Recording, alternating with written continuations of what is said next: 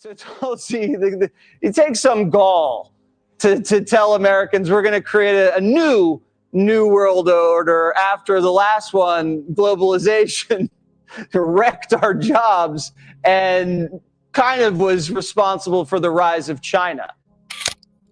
You know, we are at an inflection point, I believe, in the world economy, not just the world economy, in the world.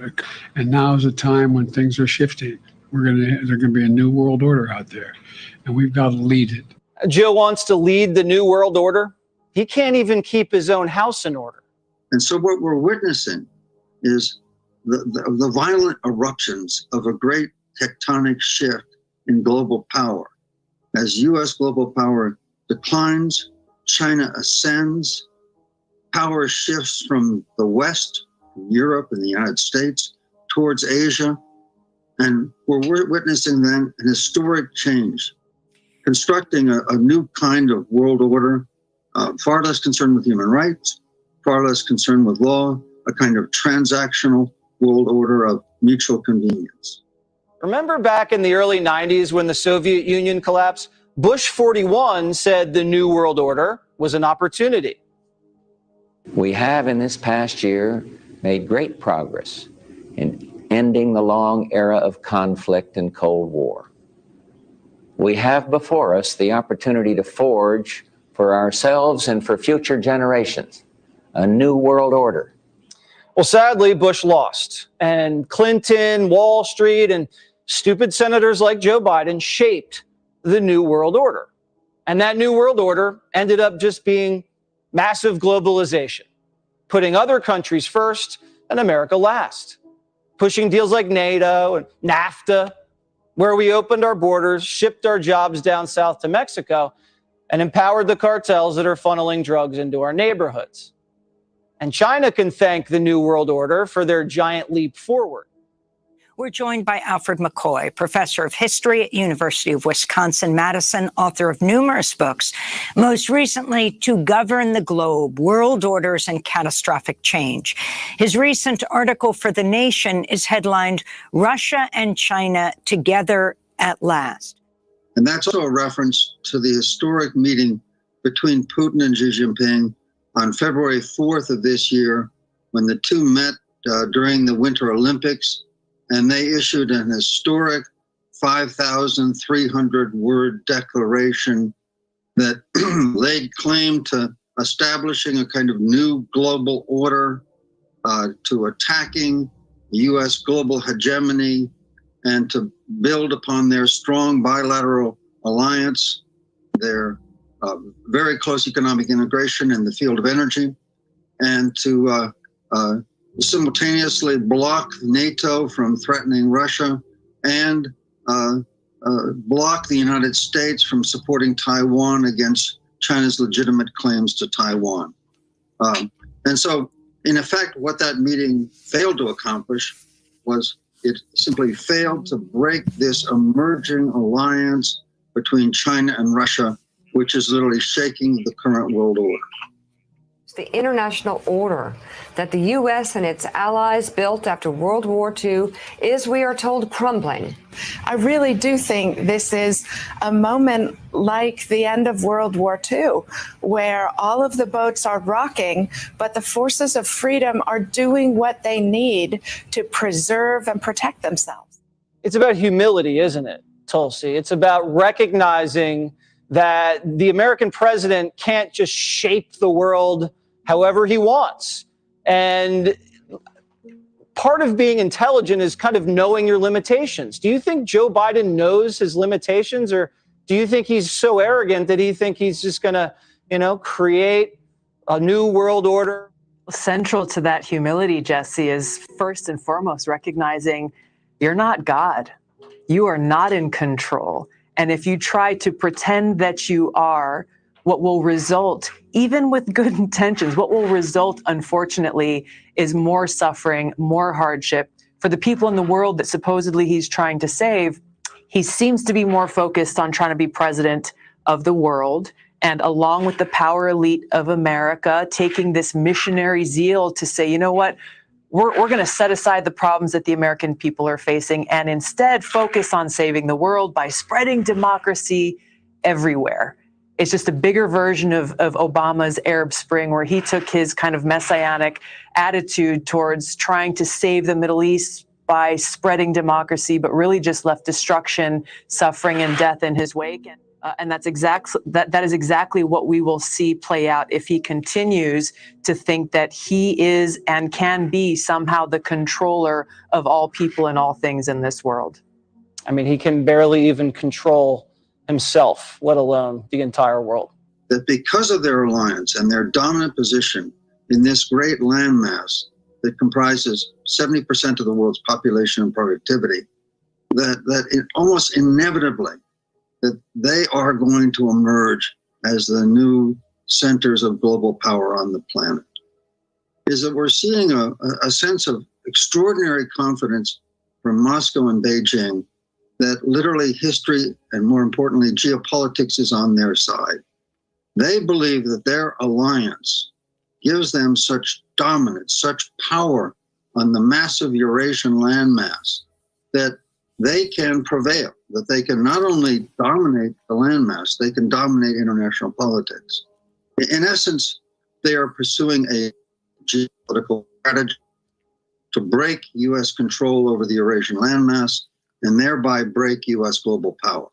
They think that they are witnessing the birth, the historic birth of a new world order in which the great global hegemon, the United States, which has dominated the world for the past 70 years, in which its global power is broken and its dominance over Eurasia, something the United States has maintained since the start of the Cold War in the early 1950s, that is coming also to an end. And they can break U.S. global power, and they together can construct a new global order. The movement of China to align with Russia, or to, the movement of them to align with Russia, or their proximity of moving closer together, is certainly of great concern to us, as we've expressed. And we are not the only country that has expressed that concern, including many other members of the G7 have expressed exactly that concern. The growing power of China over the Eurasian continent, their Belt and Road Initiative, this $1 trillion development program, that now incorporates around 70 nations in Eurasia and Africa, laying down infrastructure, pipelines, railroads, and roads across the whole Eurasian landmass. If this development project succeeds, and it's 10 times the size of the Marshall Plan that the United States used to rebuild Europe after World War II, it's the biggest development scheme in human history. If this scheme works in laying down infrastructure of rails, pipelines, and roads across the Eurasian landmass, and that draws the commerce of Eurasia, home to 70% of the world's population, towards Beijing, then almost as if by natural law, power and prestige and global leadership will flow towards Beijing. Because every global hegemon for the last 500 years, from the Portuguese to the Spanish, the Dutch, the British, the United States, and now the Chinese, have done one thing in common. They have all dominated Eurasia. Their rise to global power, including the U.S. rise to global power after World War II, was accompanied by dominance over Eurasia. And decline of all of these global powers, including the United States, has been marked by their declining control over Eurasia. I'd say by 2030, by the end of this decade, it will become clear that U.S. global power is eclipsed, that power has shifted to Beijing on the Eurasian landmass, and they are the new global hegemon.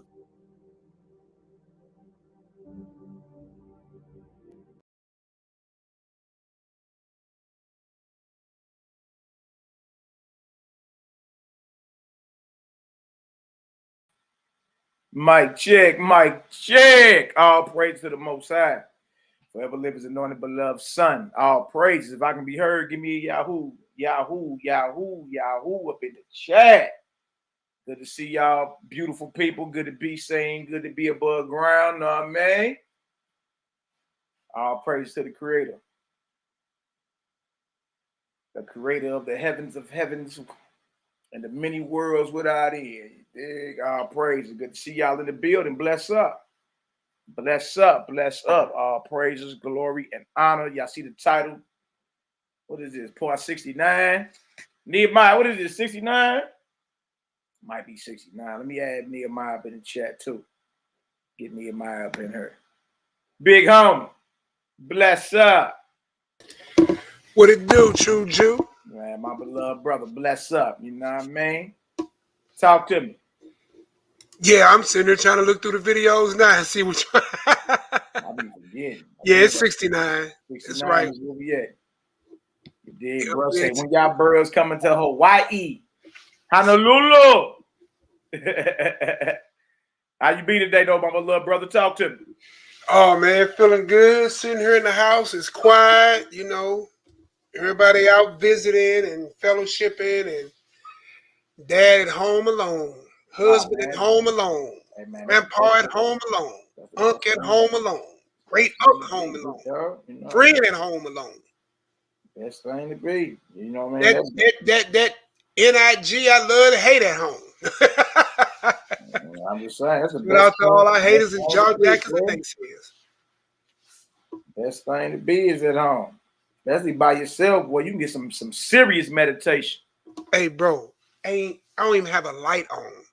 The computer is the only thing on, and my cell phone. Yeah, people, you know what? We as a people got to stop being afraid of that alone time, that by yourself.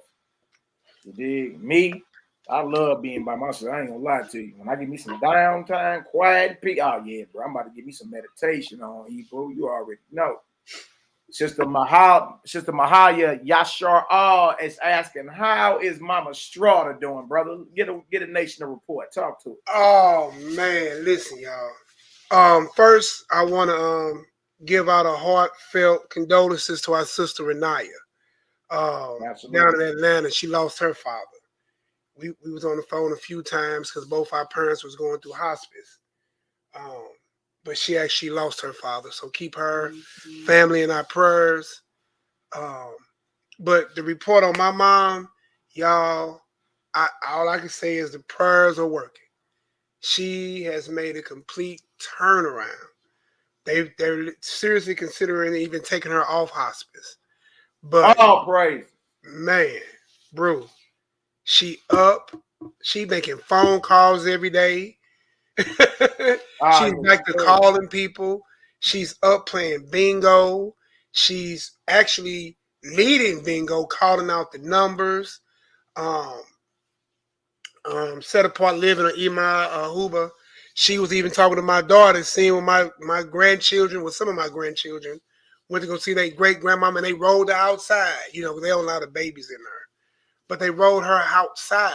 That's right. So the grandbabies can kick it with her, you know. But man, when I tell you, they sent me a video with her doing bingo and calling out the numbers, bro. Yeah, she all good then. If she up playing bingo, or if she up talking her talk, oh yeah, she good. She back to eating, you know. She ain't on the IV foods, you know what I'm saying? Mm-hmm. Bro, I mean, she still got some ways to go, you know. But I'm talking about, when I tell you, I see nothing but life. And I learned one thing going through this, and also sharing the loss with my sister, is that you take each day and be grateful for that. I'm not worried about what I got coming tomorrow with my mom. I'm just grateful I had her today, at this moment. You know what I'm saying? And so I am grateful to all of y'all for y'all prayers. Multiple people calling, multiple people checking in, multiple people asking. Thank you for asking. Man, bless up to all y'all. Man, if I can just give my love and put it directly in your hand to hold you, I would. I really would. Man, look, you know what's real? And we all should be learning from that, man. Like, look, when the scripture talk about when 2 or 3 are gathered, it's power there. Messiah is there. You understand? And if you set you an intention, if you suspect not just one of us, but if at least 2 of us set an intention, it can be done with 1 too. But the more, the merrier. The bigger the faith, the bigger the miracles. And then with a whole bunch if at least 2 or 3 get together, they got that faith, man, ain't nothing you can't ask for that won't happen. Man, that's right. I mean? Like, bro, if they're talking about, if the conversation in the circle is, oh, we about to take her off hospice. You know what I mean? Y'all know usually when that hospice judgment come down, it's usually that's just what it is. You know yeah, they maxed you out about 6 months. So, bro, we sat here and asked the Most High to spare the life of your mama. You understand? And we watch. I'm talking about the very next day they discharged. I know when I got up, like very next day they discharged. They discharged them. You know what I mean? And it's just a beautiful thing to hear reports like, all right, man, she ain't just playing bingo. She winning bingo. She up on the phone. She running her mouth like she be running her mouth. All right, she all good then. You know what I mean? So all praises, brother. And definitely, you know, we need to be thankful for the now moments. Right now, I'm thankful for right now. Right now is what I'm thankful for. You dig? For what is eternity but a whole bunch of right now moments. Right now. Together. Right now, brother. You know what I mean? So I'm just thankful for that. Thankful for the right now. I'm thankful for all y'all right now, too. So hallelujah. Torah Rabah, Mishpachah. You know what I'm saying? Baruch. Bless all y'all. You know what I'm saying? I'm lost for words. I'm just at awe at just watching her.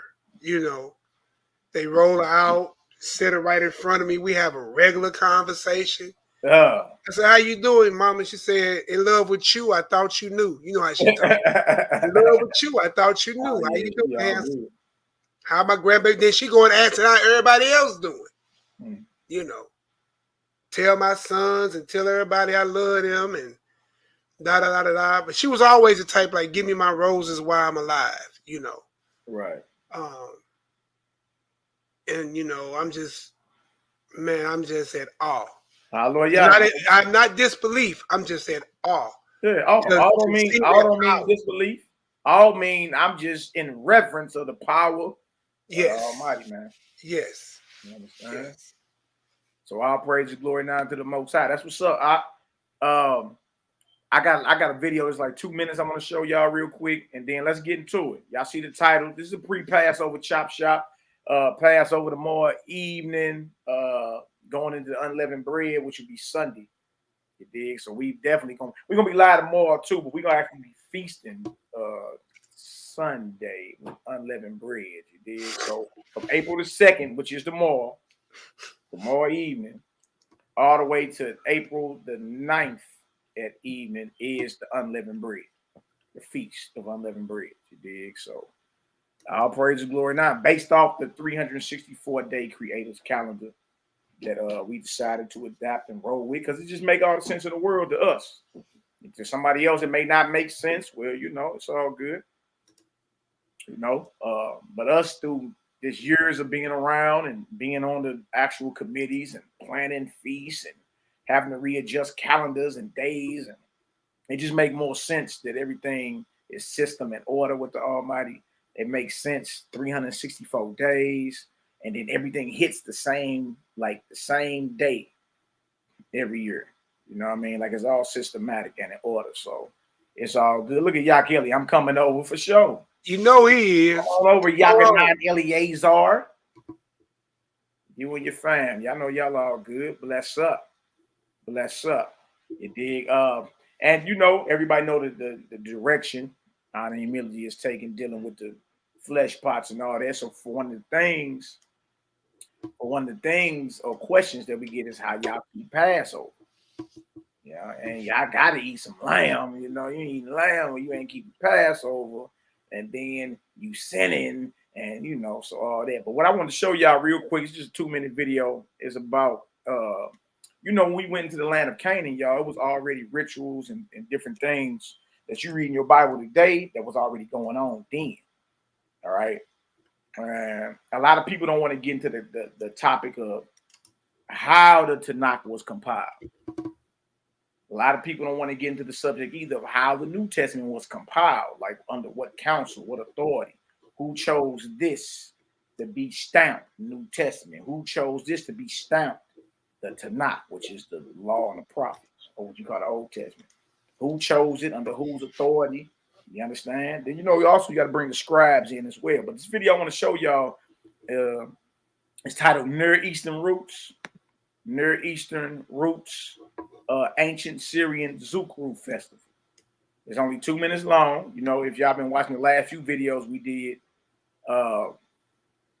you'll see we've been going into that. You did. We read something off JSTOR, which is the journal storage. It's been around since 1995. Articles on there talking about the Zukru Festival and you know, the different stuff they be finding, the NehemiYAH and the Epics of Gilgamesh, and there's all type of stuff that's out there. You dig? But what I wanted to show y'all is this right here. It's called Near Eastern Roots, right? And then it says Ancient Syrian Zukru Festival. All right, the ancient ritual, the Zukru Festival, is the earliest Syrian example. Now watch this. This says of an autumnal New Year. Now trip off that, because you got some of those of the Jewish faith that keep the New Year in the autumn. They call it Rosh Hashanah. The Rosh Hashanah, right? Right. You know, us is Israelites, we do it in the spring, but there are those of the Jewish persuasion that say New Year is autumn. All right. Example of an autumnal New Year festivals, drawing comparisons. Look at this with the Israelite feasts. Look at this of unleavened bread and drum roll, the Feast of Tabernacles or Booths. The Zukru marks a new beginning when the city of Emor, when you read in your Bible, the Amorites, all right, that's what we're talking about. Emor is rededicated to the city's chief deity, Dagon. The festival marks a sabbatical year, and the whole seventh year, the whole what? Seventh year. You got that in the scriptures too. Was set apart for the festival, reminiscent of Israel's sabbatical year, Leviticus 25, 1-7. In this text, Dagon's passage between upright stones outside the city appears to be reestablished Dagon's dedication, rule over the city. All right. So this is 2 minutes. I'm gonna go ahead and put it up in the link for y'all or the chat for y'all so y'all can check it out. All right. And y'all over here, we about truth and we about spiritual progression. All right. Brother, running, grab me a bottle of water and a few snacks. We got to get out. We got to get out of that spirit of not wanting to receive truth because we're comfortable with where we at. You got to get out of that. I mean, what's the worst that can happen? You find out the truth. Dang, I was in error. Let me move this way now. Let me move a little different. I was in error doing that. So I want to show y'all this. You understand? Because we make a boast and we make a claim. You know what I mean? What up, cuz? Look, Ian came. My cuz. What up, Ian? My beloved brother, bless up, cuz. Blessing to you and your family. But we make a claim that the Most High is set apart. You understand? There is no deities or no gods or whatever compared to him. All right. What we are doing, we are under the vibration that no other nation, like none of us knew that those that were living in the land of Canaan had festivals that are in some cases identical and in some cases similar to what we've been doing in Leviticus, the 23rd chapter. You understand? So it's all about using our minds, you understand, to actually walk in the essence of the Creator. All right. If we realize what we are doing is all right, well, some of the things that we're doing is not well pleasing to the Creator, then within ourselves will we stop and do what pleases him. All right. That's all it comes down to. All right. Every tub got to sit on its own bottom, though. Every man or woman can only move off what convicts them or what inspires them. That's it. That's it. You understand? But I want to show y'all this. You feel me? Because a lot of people don't realize that what we have is an amalgamated text, is different histories from the surrounding nations, you understand, merged into one in some cases. You know what I mean? Not everything, but in some cases it is. And that's why you can see some of this stuff. All right. So let me share this real quick. Nehemiah, you got something else you want to say before I play this? Nehemiah must be away from the computer. Okay. Well, let me go ahead and share this real quick for y'all. Bye. All right. Again, this ain't number 2 minutes, but I'm going to share it with you. All right. Matter of fact, I'm going to show y'all what I was reading earlier. Over here in the description, this is the description of the video. So y'all can see that.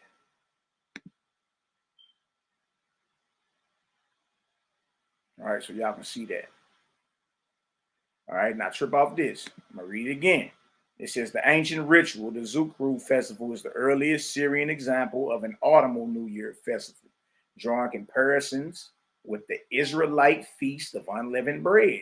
Okay, so some of the things you about to look at, you feel me, are very similar to what we are celebrating. All right. An audible New Year festival drawing comparisons with the Israelite feast of unleavened bread and booths. Booths is tabernacle. All right, the Sukkot, the Zukru marks a new beginning when the city of Emor was rededicated to the city's chief deity, Dagon. The festival marks a sabbatical year, and the whole 7th year was set apart for the festival, reminiscent of Israel's sabbatical year, Leviticus 25, 1-7. And that goes into the Jubilees.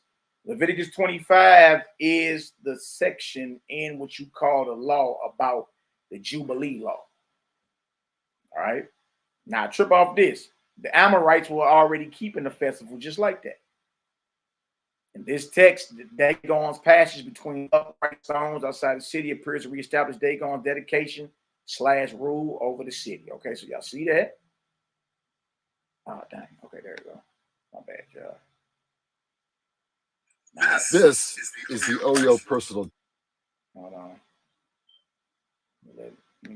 Jim, I've sold over 100,000 units. It uses then let's eat. Let's my get her done. Spireflex You know what I resistance mean? technology. Bless up. I first developed for NASA. Let me skip that.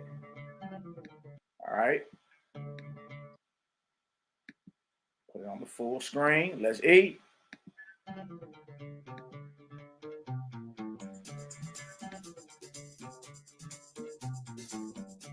During the next year, in the first month on the 14th day, they distribute the enclosed lambs to the gods. On the next day, the 15th or Shagar day, they bring out Dagon, Lord of the Firstborn, along with all gods and the Shashabenana 2 spirits in procession to the gate of the upright stones. Dagon's face is covered for his departure. They give to the gods the offerings as prescribed on the tablet. They bring out in procession Dagon, the very father, and Shagar on the same day. Also, the Shagar day breads for all Imar go back up. Just before evening, Dagon passes between the upright stones.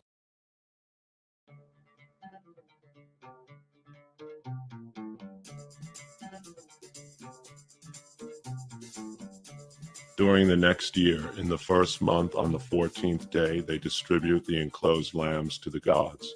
On the next day, the 15th or Shagar day, they bring out Dagon, Lord of the Firstborn, along with all gods and the Shashabenana 2 spirits in procession to the gate of the upright stones. Dagon's face is covered for his departure. Y'all hearing this? We got what we got. We got 14th day of the first month next year. Y'all see that? That's a parallel. Right out the gate. He talking about the next year, first month, 14th day. Then it goes into the, but notice what's happening. There are lambs being slain on an altar. Right? So is it a coincidence that Israel is having a Passover at the very same time that those who are indigenous to the land of Canaan are having their what's called a Zukru festival? Think about all these lambs are being killed. There's a group saying we are the chosen and we are killing these lambs for our feast, our festival. You know what I mean? It's got to do with the Lord's spirit passing over us, right? Somebody else, another group of people geographically in the same area, right, are killing lambs on the same day at the same time on altars. But guess who it's going to? It's going to Dagon. Oh, wait, NehemiYAH, talk to me. And then look, if your God supposed to be set apart and your God supposed to be different or not likened to any other God, you got a problem. You got a serious problem. And this is where your naysayers and your Egyptologists and all these other people can come along and speak against your God, saying that your God is just like the gods of Egypt or gods of Africa. Now, I would be like, okay, yeah, Africa as far as geolocation that Israel dwells in, but you in trouble. And especially when you can draw a parallel to the same day, draw a parallel to the exact count of 14 days, and the same sacrifices presented to their God. And we understand that their God was a real deity. The Catholic Church still carried their God going on in their worships, if you're really paying attention.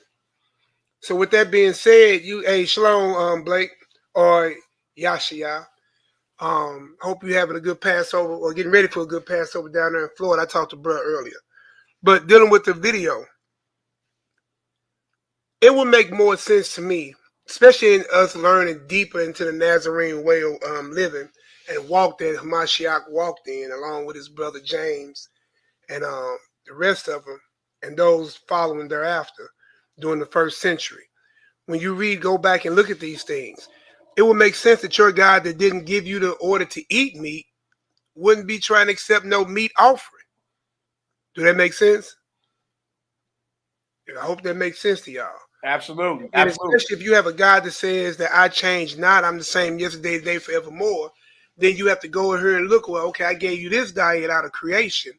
And then now here go a diet that I didn't give you, a diet that matches and worships that matches other deities. How can you call your God holy or set apart if it has the same image, right, as the other deities? And if you worship the Most High indeed and in truth, check this out. There is no blood needed. There's no murder of his creation needed. You see what I'm saying? Now you're starting to make sense. Okay, well, okay, this God is different. He's not requiring a sacrifice. He would rather have mercy and obedience than sacrifice. So once you have an understanding that's what it is, then you can start now seeing your God stepping out of the shadow, which he should never be in, of these other deities that they try to line him up with. But you have to understand the people that gave you this, the scribes as we talked about, are the people who have been under the instruction and vibration of these other deities since we came out of Egypt. Because when you sit here and you look at, okay, he built a golden calf. That golden calf had a name. It was a Molech. Look up that name and see what it looked like. And then your God told you through the prophet that you built your tabernacles to Molech and Sheun when you get to Amos. Makes sense, don't it? It makes sense. Here, let me, this is a short video, Nee. Let me run this. No, go ahead and run it, bro. Then let's get her done. All right, let me run this real quick. I want y'all to pay attention. It's real short. This is like a 2-minute video. But strip off all the similarities and examples. All right. What we doing really set apart and holy. Because if it is, then guess what? We shouldn't be finding no other infidels. We shouldn't find nobody else serving their so-called false God like we serve ours. All right. Now watch this.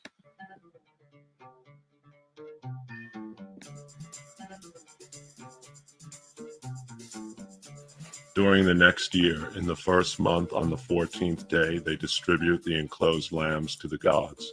On the next day, the 15th or Shagar day, they bring out Dagon, Lord of the Firstborn, along with all gods and the Shashabenanatu spirits in procession to the gate of the upright stones. Dagon's face is covered for his departure. They give to the gods the offerings as prescribed on the tablet. They bring out in procession Dagon, the very father, and Shagar on the same day. Also the Shagar day breads for all Imar go back up. Just before evening, Dagon passes between the upright stones. They cover his face. In the battle gate, they perform the rites just as for the consecration day. The breads and the meat that were before the gods go back up into the town. On the 6th day, they distribute the enclosed lambs to the gods, just as mentioned previously. On the 7th day, Dagon, along with all the gods and the Shashabenanatu spirits, goes out in procession, his face covered. They give the ritual requirements to the gods, just as for the day mentioned previously. all the meat and breads, everything that they eat, from the 7 days and from between the upright stones they take up and place in return. Nothing goes back up into the midst of the town. After the fire, just before evening, they uncover Dagon's face. The wagon of Dagon passes between the upright stones. He proceeds to Ninurta, whom they have mount the wagon with him. They perform the rites just as for the day mentioned previously.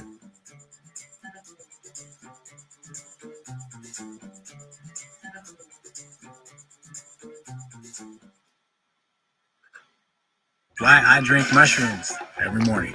I used to drink a lot of coffee. And I got honest with myself. Coffee often made me feel anxious and That's it for that one. Let me go ahead and make sure y'all got that in the chat too. There's something real quick.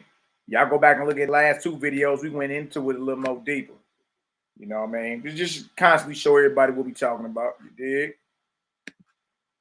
Straight up. Bless up. Bless up. All right. Let me stop sharing that real quick. And Nehemiah, you just said something that was very, very powerful, brother. And that's what I want to do. All right. I want to go to that Amos you just was talking about. Then we're going to look up. We're going to actually look up this Molech dude. We're going to look up an image of Molech. All right. And Aaron never apologized for that.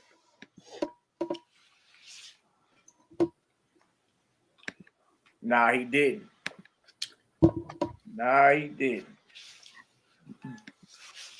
And in reality, if we brought you a fake God out,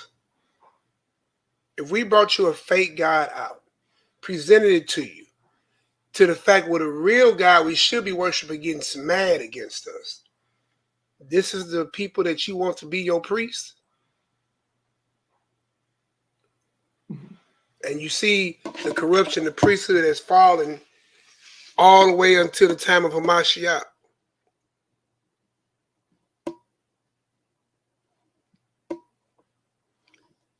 So I guess we could really honestly say they did a piss poor job. Excuse my choice of words, but it's the truth. Absolutely. So what I want to do, I'm going to share this Amos real quick. And then I'm going to pull something out too. I might go ahead and pull a dagger out. Let y'all see what's going on here with your boy Aaron. All right. I ain't never pulled this one out. Okay.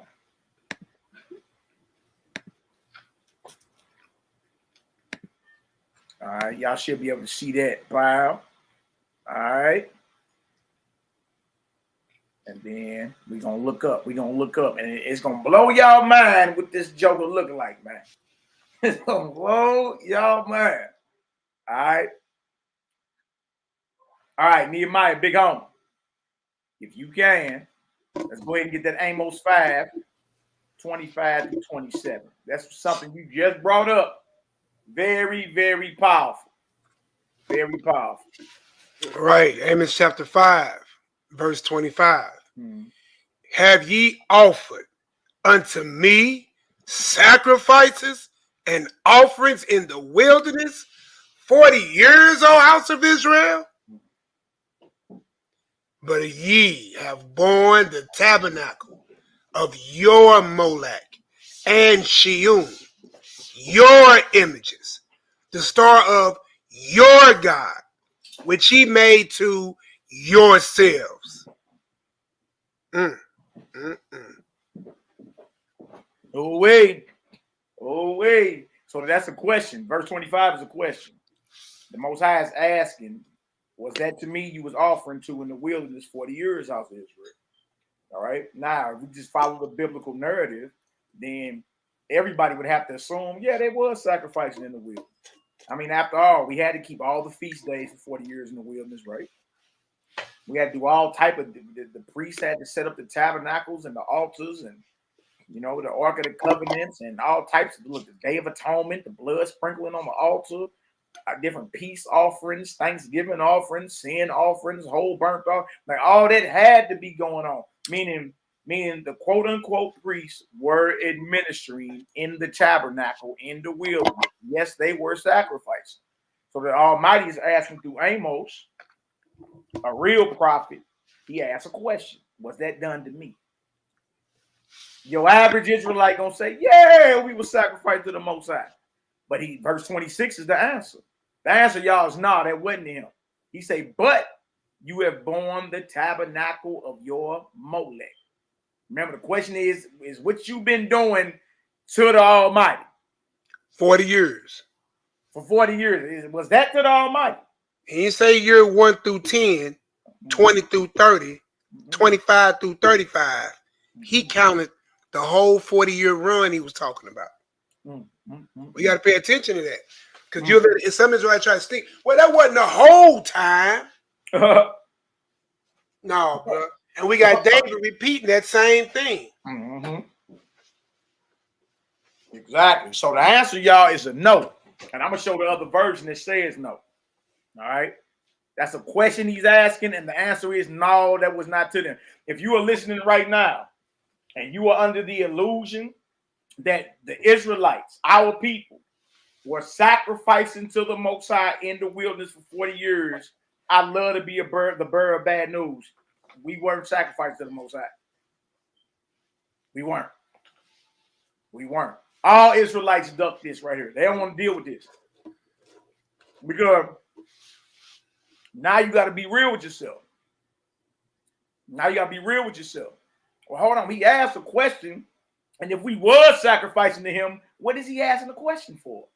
If that went to him or not? If he commanded us to sacrifice to him, even when we was in the wilderness, then why is he asking us if we sacrifice to him for 14 years? Exactly. Exactly, right? Bro. So the answer is no, but you have borne the tabernacle of your Molech and Sheung, your images, the star of who?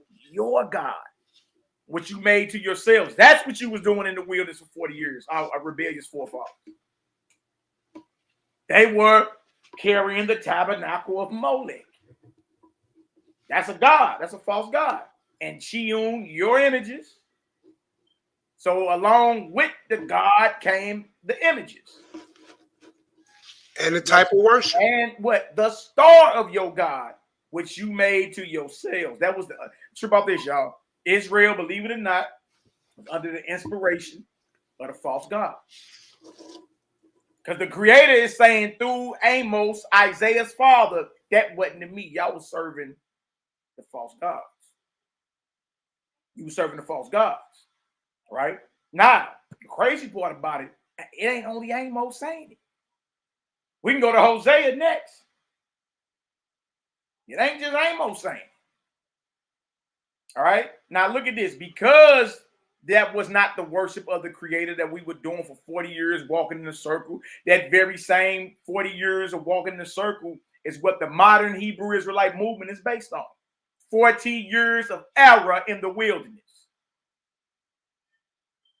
And so we can go ahead and come on outside and say that the majority of the Hebrew Israelites that's involved in it and the movement today is up under the vibration of the false gods. I ain't saying it. If your movement is based off 40 years of wandering in the wilderness, 40 years of error, where they were worshiping false gods who are fronting like they were the creator, then guess what? You got to come on out and be real and say, you know what? Shit, Israel's under the vibration of the false gods. So it's nothing personal. You dig? We just going to hit the God body. That's it. We just got to take down the gods, the false gods that is. You know what I mean? Now, because of this, therefore will I cause you to go into slave captivity beyond Damascus, saith the Creator. You see this? That's crazy because now watch this. Now notice we look at Molech, right? You say Molech. Nehemiah, let me go ahead and look up an image of Molech. Matter of fact, you the one put me on this. Man, bro. You the one put me on this because I had never looked up an image of this sucker. I never looked him up. Now trip off this point. Blew my mind. I say, wow. And to be real, they got a few images of them. Trip off one of these renderings of Molech. Blew my mind. So what you should be seeing, Israel, is the scriptures are perfectly lining up. Like what Mally is saying, we're going to see also in King David in Psalms 95, we're going to hear Hosea. And we're hearing Amos now. It's also in Jeremiah too. But what you're going to see is a pictorial proof of this golden calf and who Molech is.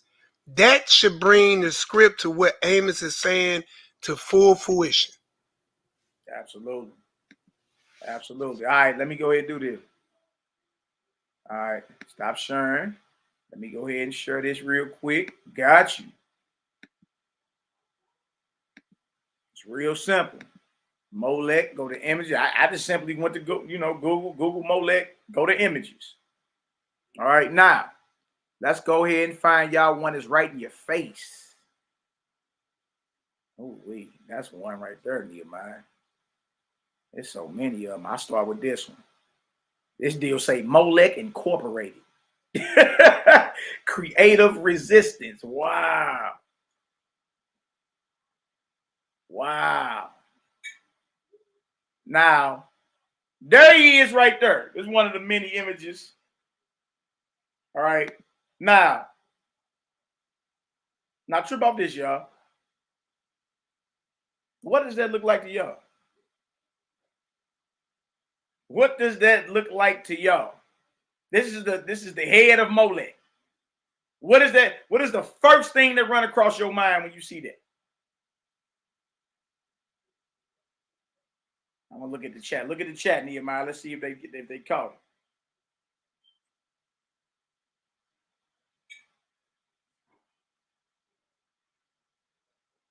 Yeah, yeast is Israelite golden calf. That's right, Deanne Toulson. That's the golden calf. That's the golden calf that Aaron built. Wow. That's right, Yeshaya. That's right. That's another one too. Baphomet is the golden calf. That's what Aaron built in the wilderness. He built Molech and said, these be your gods that delivered you. He gave the honor that's due to the creator to the false deity, the false god. That's the golden calf right there. That's one of them. Let me find some more for y'all. Yeah, everybody else saying golden calf? Absolutely. Israelite blood, the yeast. Yeast is symbolic about sin. So absolutely, get removed to the best of your ability. Don't go crazy. Don't start, shaving, scraping paint off the walls or nothing like that. We know Israelites, they go crazy. Ain't nothing with that makes something rise at all be in your cupboards. Nigga be scraping paint off the wall and everything. Yeah, so get, the yeast out as much as you can. But the focus of the yeast is about removing sin out of your life. Yeast or leaven is symbolic for sin in the scriptures, beastly nature.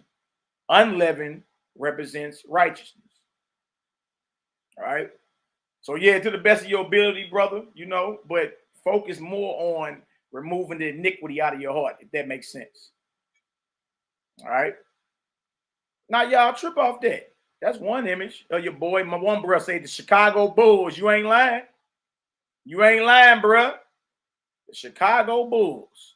Wonder who they got as they mascots. Could it be Molech? All right, here's another one of Molech. There's a gang of these deals, man. Look at this sucker right here. Here go a golden Molech.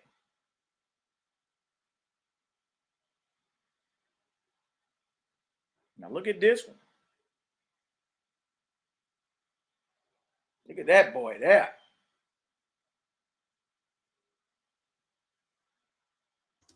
Notice that it says it's a god of Canaan. Mm-hmm. Ooh-wee. Ooh-wee, So where did Aaron learn that God from? Ooh-wee, Nehemiah. Come on, y'all. And it's no different. Listen, and don't act like we not these people. What do you mean? Because the same as our people this day, we done spent over 400 years here. You hear me? 400 years if you use the time frame of 1619, right? Some run old, sooner, some run a little bit later. But we can go to a place in time and definitely say that the production of mass cargo of slaves, right? So what happened to us while we're here? We forgot our language, our name, our God, our historical place in the planet as far as landmass or land particular inside that landmass we call Africa. We definitely forgot our God. You see what I'm saying? And so what have we picked up? We have picked up what just passed. New Year's, we picked up what just passed. Valentine's Day, Lupercalia. New Year's, Janus. We done picked up Saint Nick. We done picked up Sam Hain. You heard all these pagan gods? We done picked up every pagan god and its worship. Easter, what they doing now, to Ishtar. We done picked up every pagan God and its full form of worship, and we try to do it better than any other person we learned it from. That's how I know we these people. And we'll be the same people that would have got this form of worship in the wilderness, which was clearly said that was not to the Most High, which David said we never knew his ways in the wilderness. That's why we'll never enter in his rest. Ooh. Just even saying that is scary. And it's the same thing that we make normalized to this day. Christmas is normalized. New Year's is normalized. St. Patrick's Day, that passed. That's normalized. Everything that's wicked is normalized. So it makes sense that we had these wicked ways coming out of Egypt and perpetuated upon the children of Israel as divine worship and continued on to this day. That's what you got. I'm going to give you another secret, right? Because according to the script, right, you're supposed to sprinkle the blood on the Ark of the Covenant, right? Well, the Ark of the Covenant wasn't around during the time of HaMashiach, right?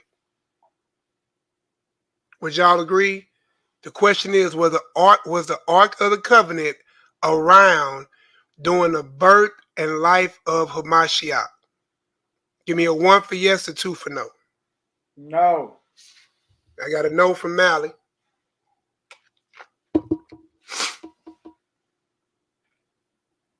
Was the Ark of the Covenant around during the time of HaMashiach? 1 for yes, 2 for no.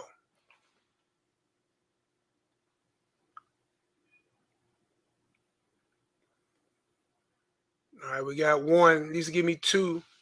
And make sure y'all hit them thumbs up, man. It's very important that you hit them thumbs up or thumbs down. Get them algorithms popping so this word can go forth and spread and show up in feeds.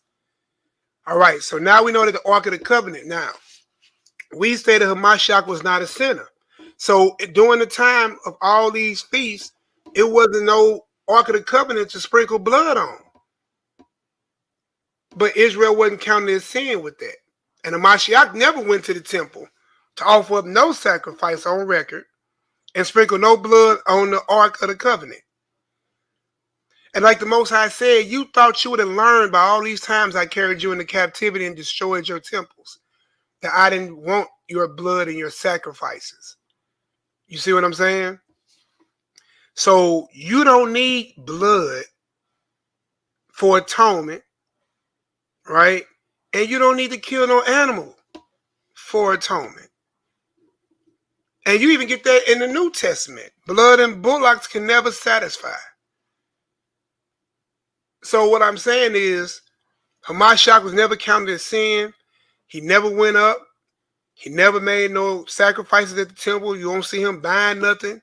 You see him freeing the animals and turning over the money tables and freeing the animals, right? And calling them guiltless. But here it is. We done normalized everything that was wicked. That's how you know we those people, man. And we got to come up out of that. Because God made a covenant with the animals and with us to live. That's Genesis 6. When we came across and we survived that flood, and when he went to go get food for us, we all ate from the land. They wasn't in that ark tearing each other up, ripping the skin off each other, swallowing each other. But now we do that. And then we say, God changed not. And that's why people don't even come to our God, because we give them such confusing messages, confusing worships, confusing understandings, incomplete understandings. You see what I'm saying? So it's just something we should look at. And you can't say that these, because listen, you can pull up day God yourself and look up his versions of worship and what was required. It's not nothing to anybody. You can look up Molech, how he was worshipped, what was required. So you can say that Malachi or Nehemiah made this up. And then see that some of them similarities, but that's what YAHKI was telling y'all early on when this was first coming out. You have divine worship mixed with pagan worship. Shalom, shalom. So yeah, man, this is a little bit I just had to add, bro. But yeah, we're definitely looking at Molech, this bull god, which was a sacrifice, or which was an idol in Canaan, perpetuated, given to our people that Aaron never apologized for. And then he is the holiest man, and his seed is the holiest people on the planet to give us the laws thereof. Come on, y'all. At some point, you got to wake up and smell the coffee. So, yeah, I mean, I don't know, y'all. I mean, it's easy for me. I see it. I mean, the research is done. Episode 69 or part 69. We're showing over and over again, adding new information, bringing more things to the table so that you can make a righteous decision. We ain't pushing nothing. If it don't jive with your spirit, hey, all praise to the Most High.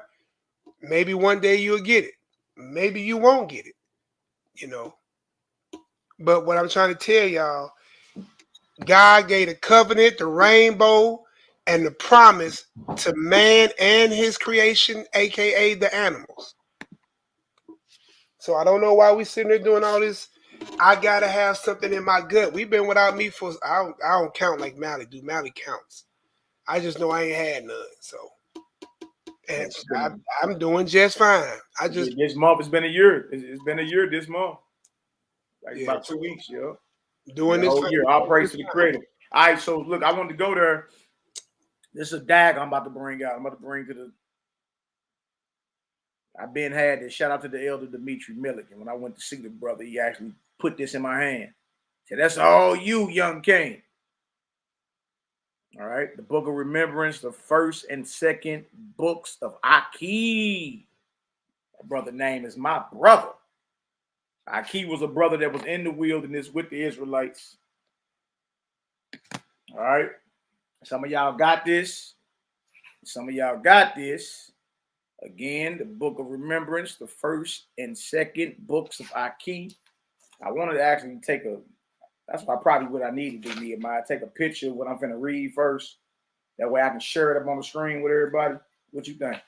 Or should I That's a good idea. Huh? That's a good idea. Yeah, let me go ahead and take a picture. Go ahead and keep talking. I'm about to take I gotta take a picture of like about 5 pages on her. Then I'm gonna email them to me. You know what I mean? And then I'm gonna download them and then pull them up so everybody can see. All right.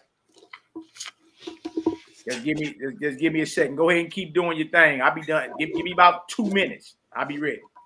Boy, I ain't long with it, bro. Go ahead. Yes, you is. What is you talking about?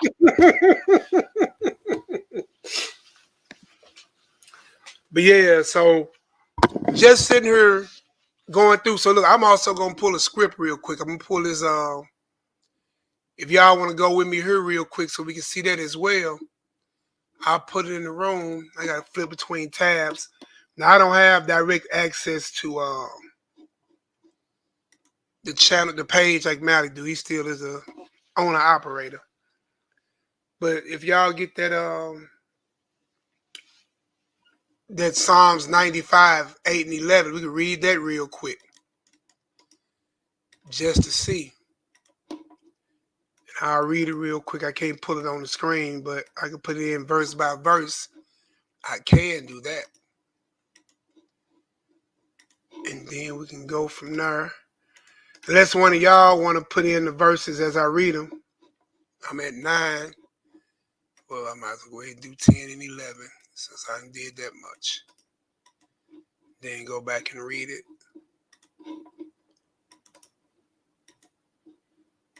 Bam. One more verse. And these are those type of scriptures that should have you frighteningly scared.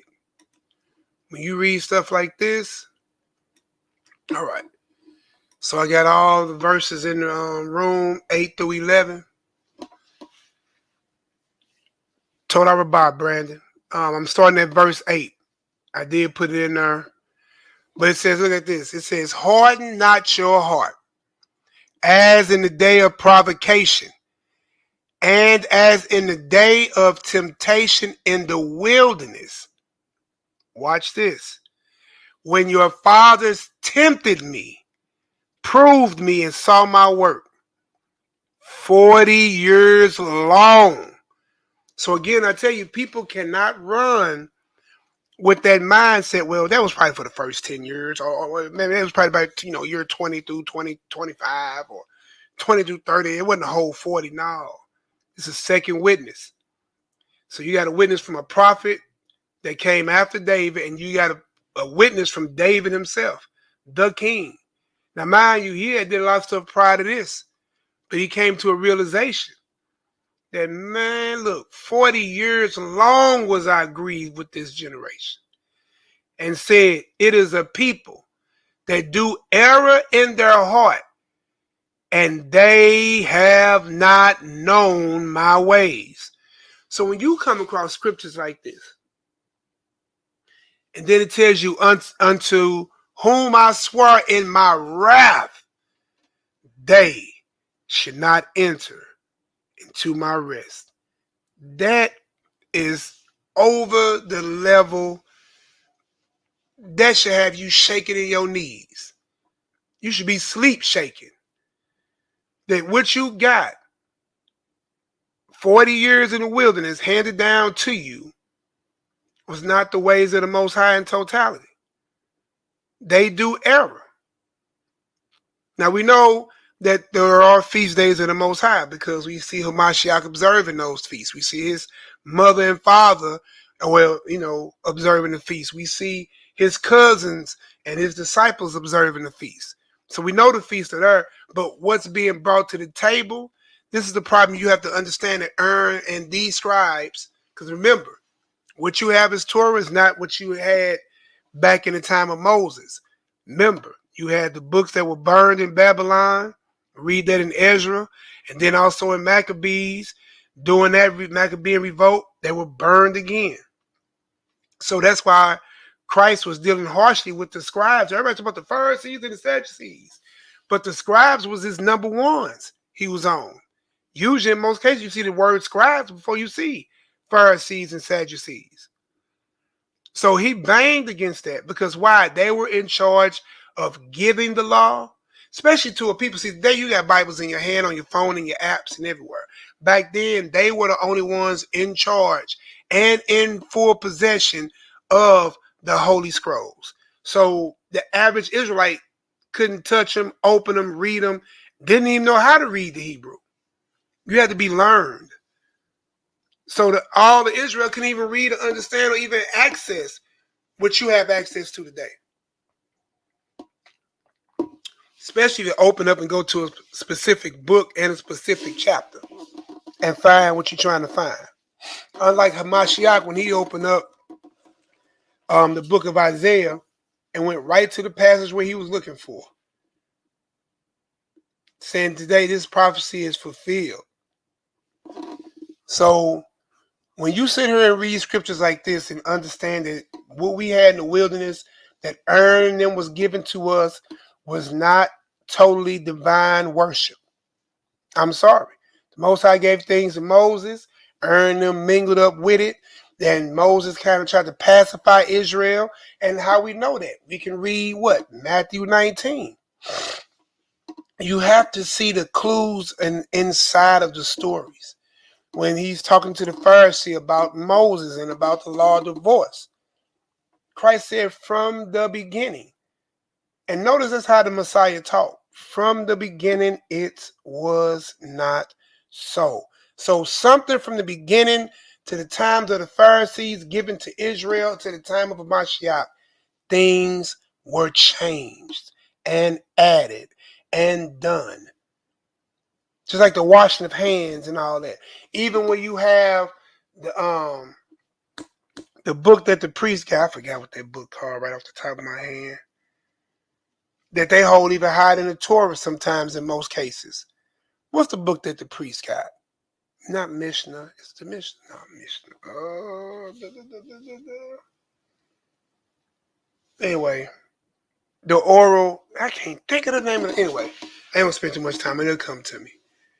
But Talmud, there it go. Todah Rabbah. See, the Talmud, they hold that more valuable than the Torah in most places because it was the priest ideologies. So when you have stuff like the Talmud in place and they hold it to a high level of the Torah, then you already know, you know what I'm saying? You dealing with something already corrupt and already known that is no good.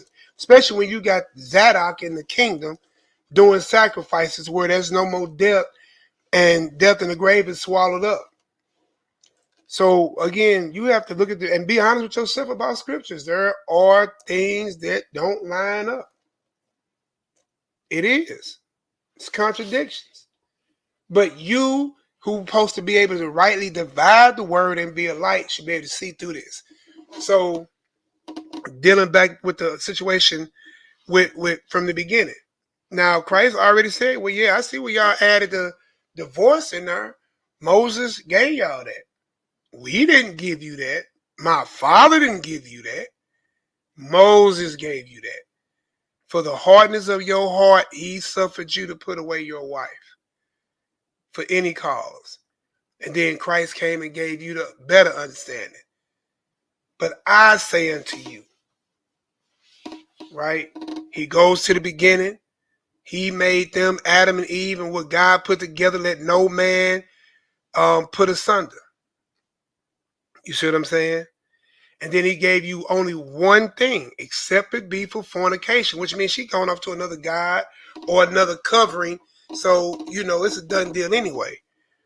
But what it allows you to see is that Moses gave you something to pacify you while in the wilderness.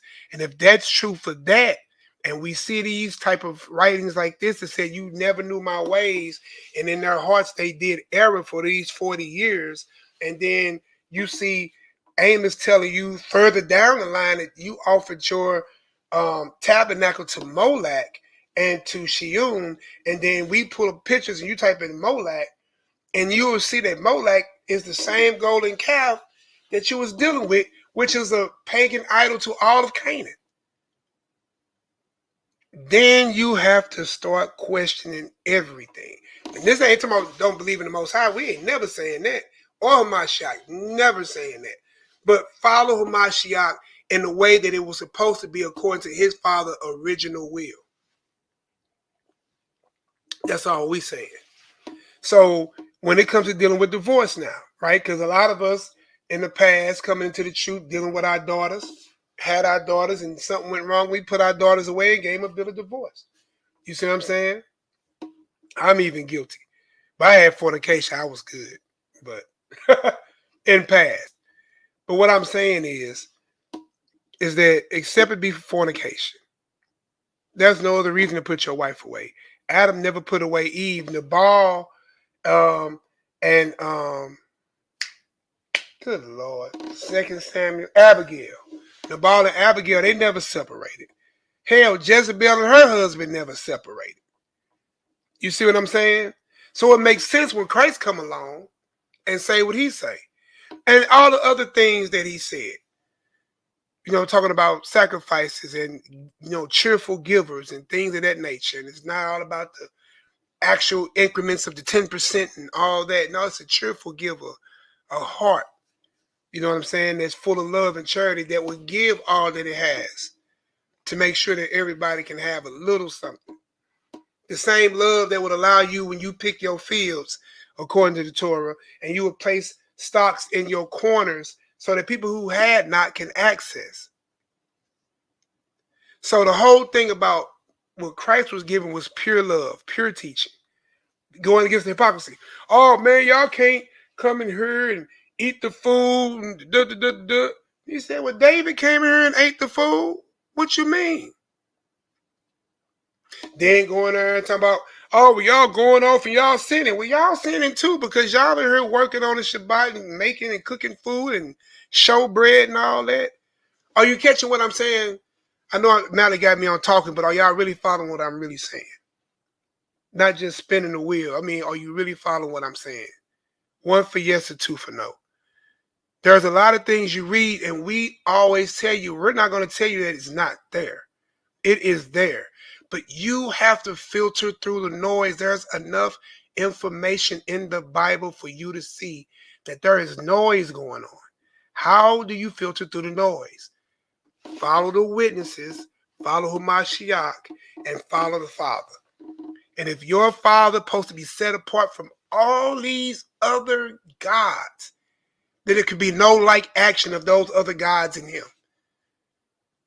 If God created evil. But then Christ told you he didn't create evil. He who failed created evil. Who are you going to believe? Well, if evil there, God did it. You know. So you believe your God is evil. You know, bash the baby's heads on the stone. I can't wait till that day, man. I'm just grab me up a whole bunch of heathen babies and slam them on the stone. But then the same God from the old, right, wanted you to be a light to all nations. How you a light to all nations when you bashing her baby's heads to the stone? Right? Go in there and kill them all and take their women and, you know, give them 30 days or more and have your way with them. Cut their hair and the nails and all that, the war clause. And we, boy, I had an Israelite here locally, boy, that tried to run it. This is my slave. Boy, you ain't paid for nothing. You ain't conquered nothing. You ain't killed a heathen. And you dang sure didn't cut her hair and her fingernail, but you just had a strong lust to sleep with a heathen. But all I'm saying is, y'all, we can filter through the noise successfully, especially with the uncovering of stuff like the Dead Sea Scrolls and the other writings that we done came across, like what Malaki is working on right now.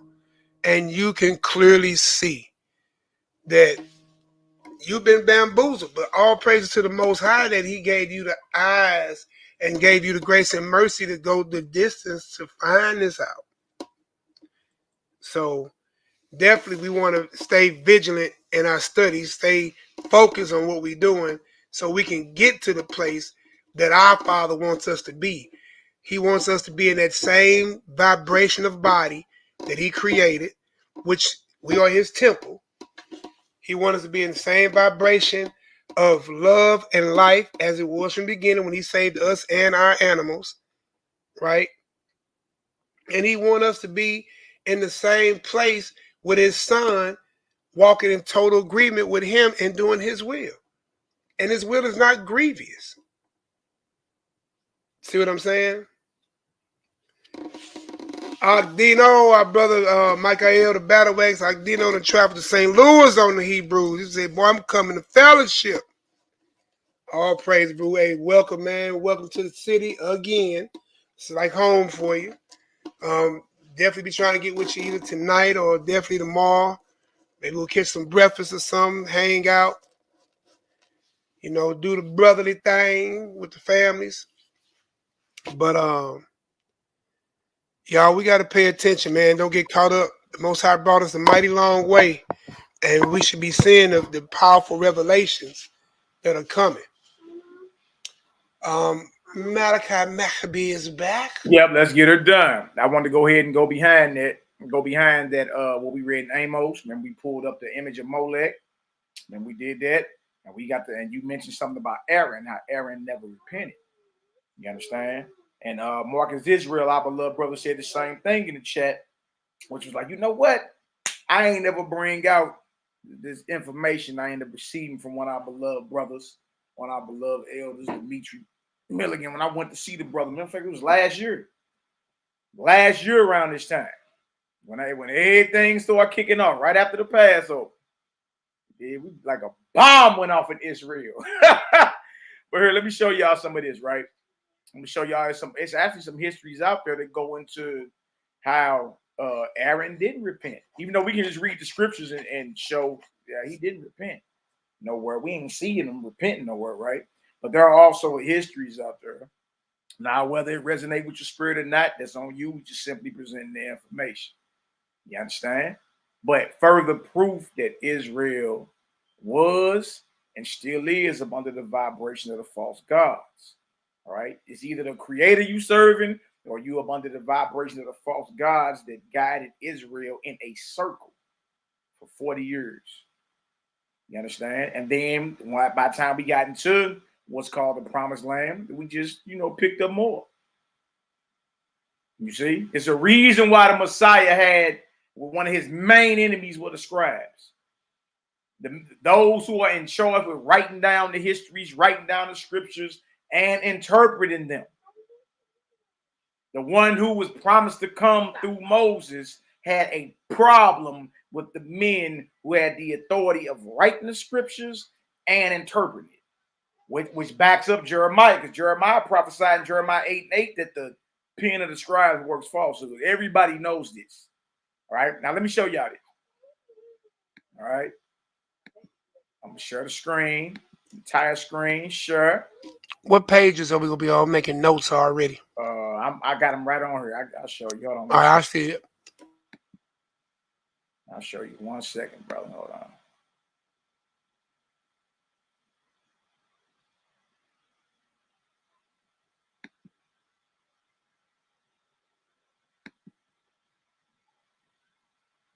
All right, that right there is the book. Y'all can Amazon, whatever. Go ahead and get that deal. Like I say, with the beloved brother, put that right in my hand when I went and seen him. Like, dang, okay, we got to talking about, different perspectives of the Bible and all that. And he was like, I got something for you, young king. The brother was very hospitable. Him, his wife, his family, all of them, man. Much love to the brother. That's the brother with the longest beard in Israel. Y'all know Dimitri Miller, brother, that beard. He braided his beard and all the way down. That deal probably sweeping the flow by now. You dig? But very, very hospitable brother. Bless up. Abundant blessings to that brother, man. All right. So what I'm about to pull up now are the pages. All right.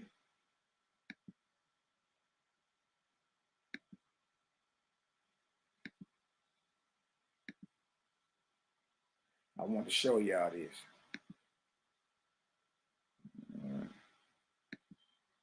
Oh, get all this out y'all way real quick. Get out the way. That's the book cover. All right. Page 170 is the first one, Nee. Page 170 through 174. Page 170 through page 174. All right, let me go ahead and blow this on up so y'all can see some of my hair is.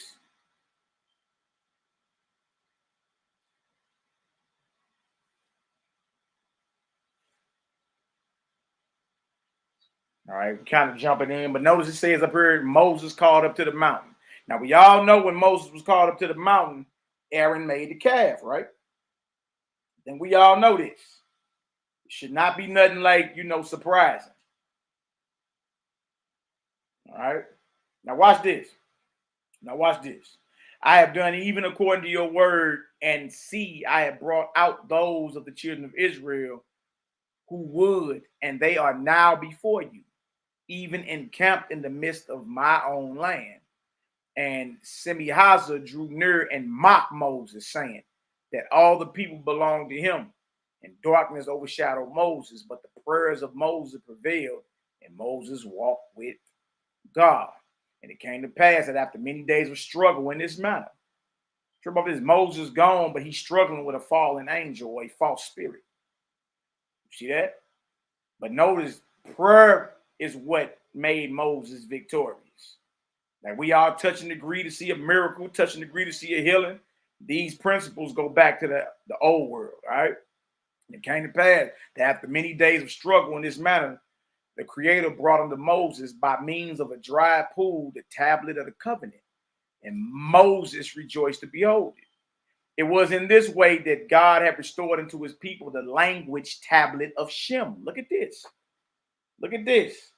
The language tablet of Shem.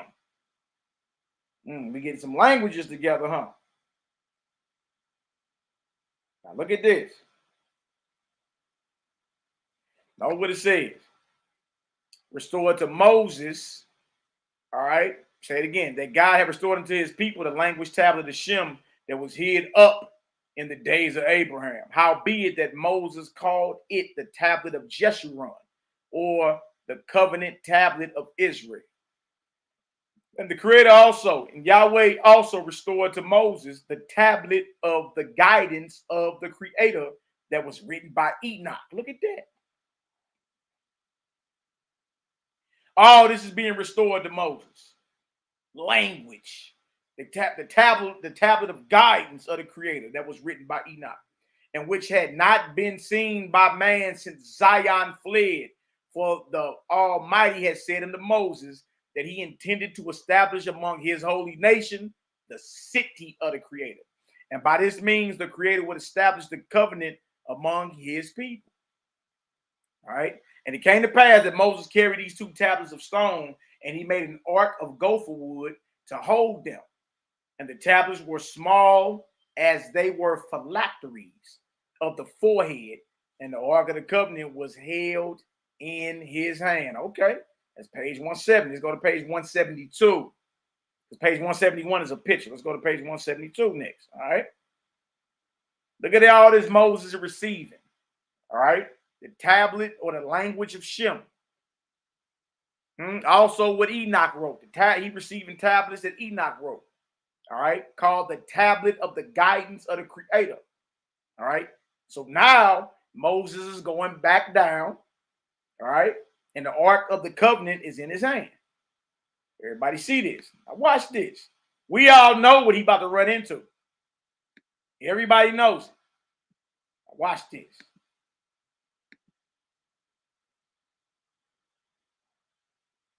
All right, it's page 172. Now, the tablet of Enoch, which YAH'KI had in his possession, was first seen again by man since ancient times, when the Creator spoke thus unto Moses. And it had been completed just 2 days when the Most High told Moses to make haste and come down from the mountain, for Aaron had corrupted the people. And Moses went down from the mountain with the ark in his hand, and as he drew near, he could hear the shouts and the laughter coming from the camp. And it was on the Shabbat day. Oh, good night. It was on the Shabbat, huh? And he wept. And he wept. And as he drew near, he could see the people were worshiping an image of the God of the king, happy, the golden calf. The golden calf. I don't like the fact they call this bastard happy. An image of the God of the king, happy. The golden calf. All right. Happy in her. And I heard it called Apis before. Anubis. Based off the images we looking at, Molech. All right. The golden calf. And Moses exclaimed to one standing by, from whence comes this idol? And they said, Aaron caused that the people should borrow gold from their fellows before they fled the land of the king. And Moses wept. He fell down on his knees. Now look who's weeping. It ain't Aaron. Moses. Moses. And Moses wept. He fell down on his knees, and the ark was dropped, and it fell open. And the tablet spilled out onto the dust. and he dashed the tablets upon a stone for the overflowing grief of his heart, and he exclaimed, O Most High, how can I place such holy things before the face of those who worship idols? You, O Yahweh, have overcome and subdued the river god Happy before their eyes, and yet they are so quickly turned into it. About this time, the people beheld Moses that he was come, and they all stood still and were silent before him. And Moses said, who does make idols in your midst? And they answered, somebody about to get the snitching. Somebody about to get the snitching. Who already This was done on a Shabbat. They all should have been put to death. Not the Shabbat.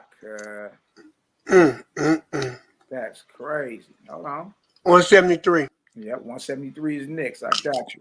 Putting up everything I ain't using down there. All right. 173. Now watch this. And they said, look what they say. He said, who over here making these idols? Look at the people. Aaron. You know it's Israel, boy. You know that's Israel. They all probably was pointing at him. And there he is right there. Yo, brother. Aaron. And Moses said, where is Aaron the idol maker? Where is Aaron the idol maker? And Aaron said, here am I. Look at that. And Moses said, you are the one who has been set apart and established as a priest before the Creator. And you make idols? These people have had the Most High establish his tabernacle in their midst, and all their worship is in place.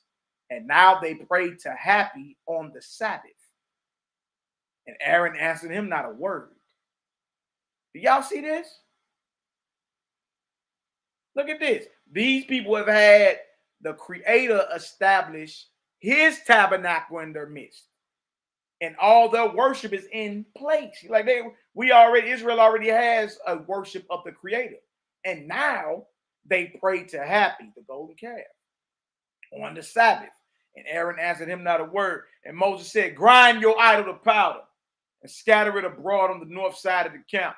And Moses went out and called upon the Creator, and Moses asked the Most High to forgive Aaron. Look at this. Moses asked the Most High to forgive him. Please have mercy on my brother.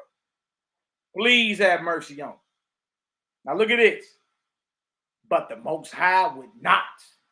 Oh, wait. Moses prayed that the Most High would forgive his brother. Most High wouldn't do it though. If y'all see that, give me a 9 up in the chat. If y'all see that, give me a 9 up in the chat. Moses prayed that Aaron would be forgiven, but the Most High wasn't hearing it. Talk to me, Nehemiah. We can plainly see, boy, he had that non-repentant heart.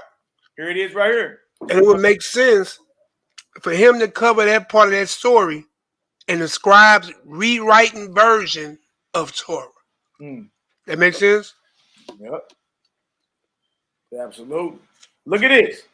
But the Most High would not. The Most High declared unto Moses that Aaron was not repentant. So the conclusion we came up with before we even read this, like, man, I don't recall nowhere where Aaron repented in the actual Bible that we all have, right? This goes a little deeper. The Most High wouldn't forgive Aaron for that. The Most High declared to Moses that Aaron was not repenting, and mischief yet remained in his heart. And Moses went down from the Creator, and he declared unto all the people, even to as many as were able to understand the language of the king, that Aaron and all his sons of his lineage after him could not sprinkle the element of cleansing upon the unclean for purification on the Shabbat for all their generations, because he had polluted the Sabbath with his idols. Y'all hear this? So the righteousness you do or the wickedness that you involved in, guess what, y'all? It don't only affect those around you right now, but your lineage to come. Aaron and all his sons were banned from sprinkling the element of cleansing upon the unclean for purification on the Sabbath for all their generations. Why? Because his sons didn't even make the idol. He did. Because he had polluted the Shabbat with his idols. Wow. And it came to pass. And it came to pass that Aaron was wroth. Now Aaron get mad. Most High don't want to forgive him. You dig? Him and all his sons banned from even doing any type of purification ritual, period, dealing with the people. So now Aaron gets mad. He ain't repenting, he mad. And it came to pass that Aaron was wroth, and he worked the works of deception, deceit. And he would pretend, trip off this, and he would pretend to have spoken unto Moses. And he would pretend to have spoken unto Moses and bring back a report. And this man Aaron would also pretend unto the high priesthood, and he imagined clothing of finery and gold for the Ark of the Covenant and much status and wealth for himself and his sons after him. And he transformed the tabernacle of Moses. Oh, man. Oh, man. So y'all see what Aaron doing? Oh, look, this is that bank he was Aaron would making. come back to the people with, thus saith the Most High. He would pretend to have spoken unto Moses and bring back a report. Or he would pretend unto the high priesthood. Aaron got mad and worked deception. It started with him. It started with him.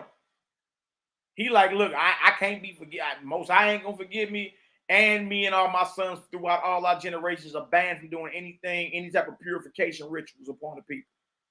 So guess what he do? He get angry and he start working deception. And then whenever he would show up and open his mouth, he would act as if he just hollered at Moses. Or he would act as if, you know what I mean, these are the commands that Moses got from the Most High concerning him and his son. And he transformed the tabernacle of Moses. Almost done, y'all. And he transformed the tabernacle of Moses. Oh, wait, somebody mad. Hold on, y'all. Here it is, right here. And he transformed the tabernacle of Moses, and thus did Aaron the idol maker pervert in the eyes of the people the doings of the Creator as to the priesthood, after the manner of the holy order. For has God not said that he himself would herald unto man their calling according to his will, and that such callings came not by the will of man, nor were they called because of father or mother. Therefore Aaron sought to establish that now the priesthood was to come by the blood of lineage.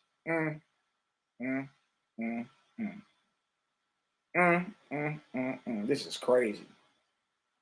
This is crazy. Y'all see this? Y'all see this? Wow.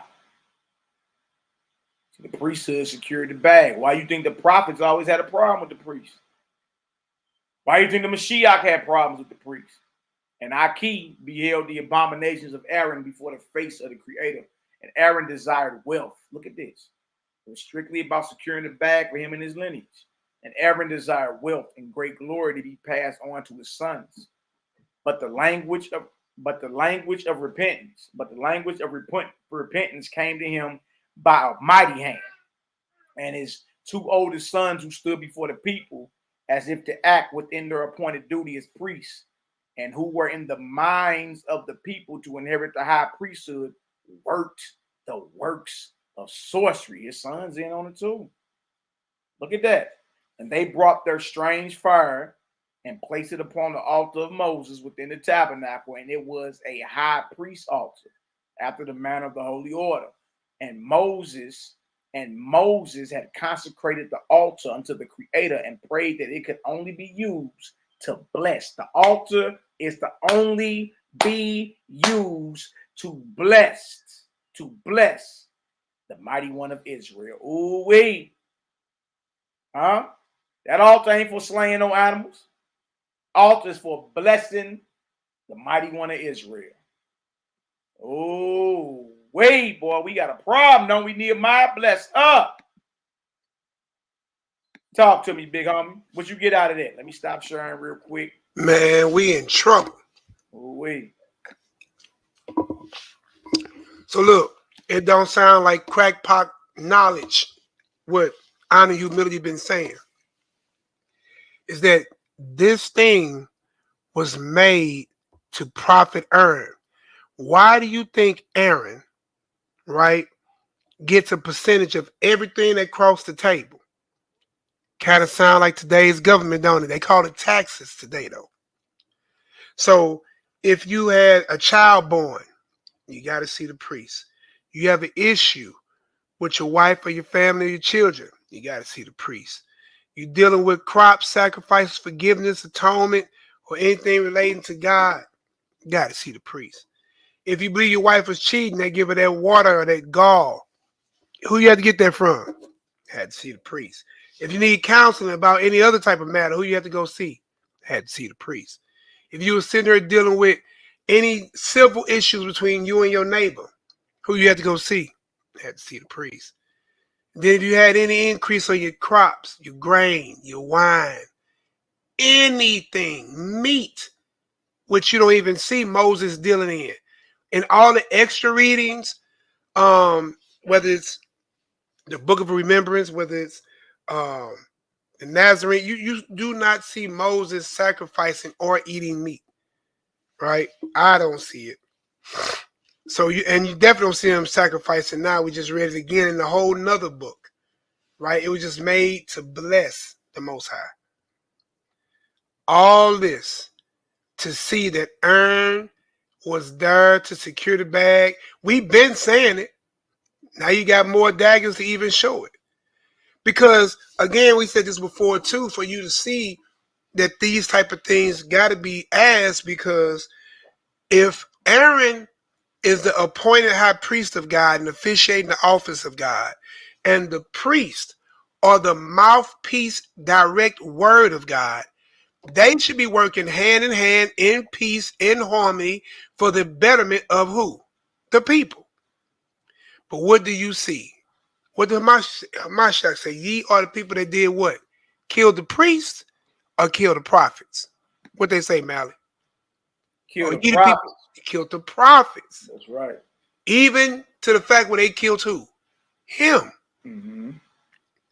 So the priests were at war with the true mouthpieces of God, because they are, over this time, centuries of being in charge, led by greed, led by filthy lucre. Mm-hmm. Jeremiah warned you about that filthy lucre too, didn't he, man?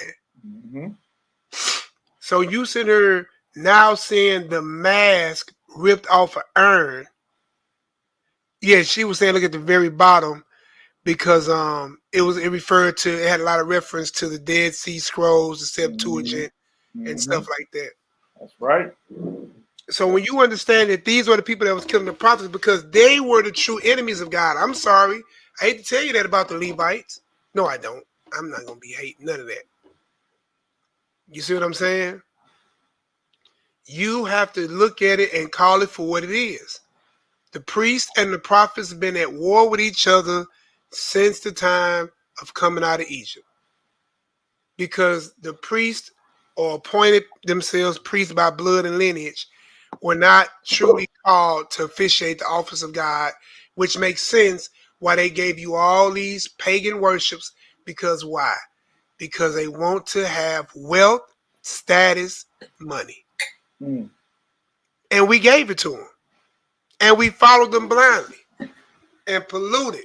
That's why it says y'all do error in y'all heart. And he was non-repentant. Right, non-repentant, and then he started doing deception. He started saying that, you dig, whatever I'm saying, I got it from Moses, who got it from the Most High. It's crazy, man. You dig? But yeah, y'all check that out. Check that out whenever you can. All right, the Book of Remembrance, the first and second books of YAH'KI. Some people, you know, certain information people are scared of, you know, I understand. So if it resonates with you, it does. If it don't, it just don't. Keep it pushing. You understand? But to me, it's mighty funny how everywhere we check, you understand? I mean, they saying the same stuff we done already came to the conclusion on. And most of this stuff we ain't even read. You know what I mean? So all praise and glory now. I haven't read it for sure. I don't have that book in my possession. Mally just got it. I got it. I done had it the whole year. That's my first time opening it up in a year. That's my first time opening it up in a year. I've been had it tucked up, you know, ducked off, tucked away. Like, you know what? That's a dagger one of these days. I'll bring that on out, you dig? So all praise and glory now to the Most High. Let's go to the next one. Let's go to Hosea. Hosea, the 2nd chapter. Nehemiah, bless up. It's something that gets by us a lot, and we never expound on. All right, so let's go into this. All right, we got to come against the false gods. That's all it's about, y'all. And how do you know if it's a false god, false inspiration? How do you know? Because the character that you are commanded to display is opposite of his character. That's how you know. Now, Most High say we ain't supposed to shed blood. So you already know anybody, any type of voice pop up in your head like, hey, go kill that child. Or go kill that person. You know what I mean? You know this off. You know it's off. All right. All right, drop that. Let's go to Hosea real quick. I want to go to Hosea, the 2nd chapter. You know, we usually start around verse 18 in this one, but we never go up a little further. All right. All right, now watch this. This is about the restoration of Israel, right? Which is still something that's in our future. Israel has not been restored. Not all 12 tribes. Israel is 12 tribes. You know what I mean? There's times in the history where Judah has came back, the kingdom of Judah, you know what I mean, and was restored. But not all of Israel. All right, so if this is a prophecy of something that's in front of us that has not happened yet, you understand? Then we got to ask ourselves. We got to ask ourselves something. All right, now watch this. Let me throw this on the side, Nehemiah, so everybody can see it. That's better like that. All right. Look at YHWH'S, that's Brian and JoJo. Bars. What up, House of Brian? What it do, True Jew? I recognize. I still ain't got them baby pictures of my new little niece or nephew. I recognize the name through the through the email. YHWH'S. You know what I mean? Blessings to the family.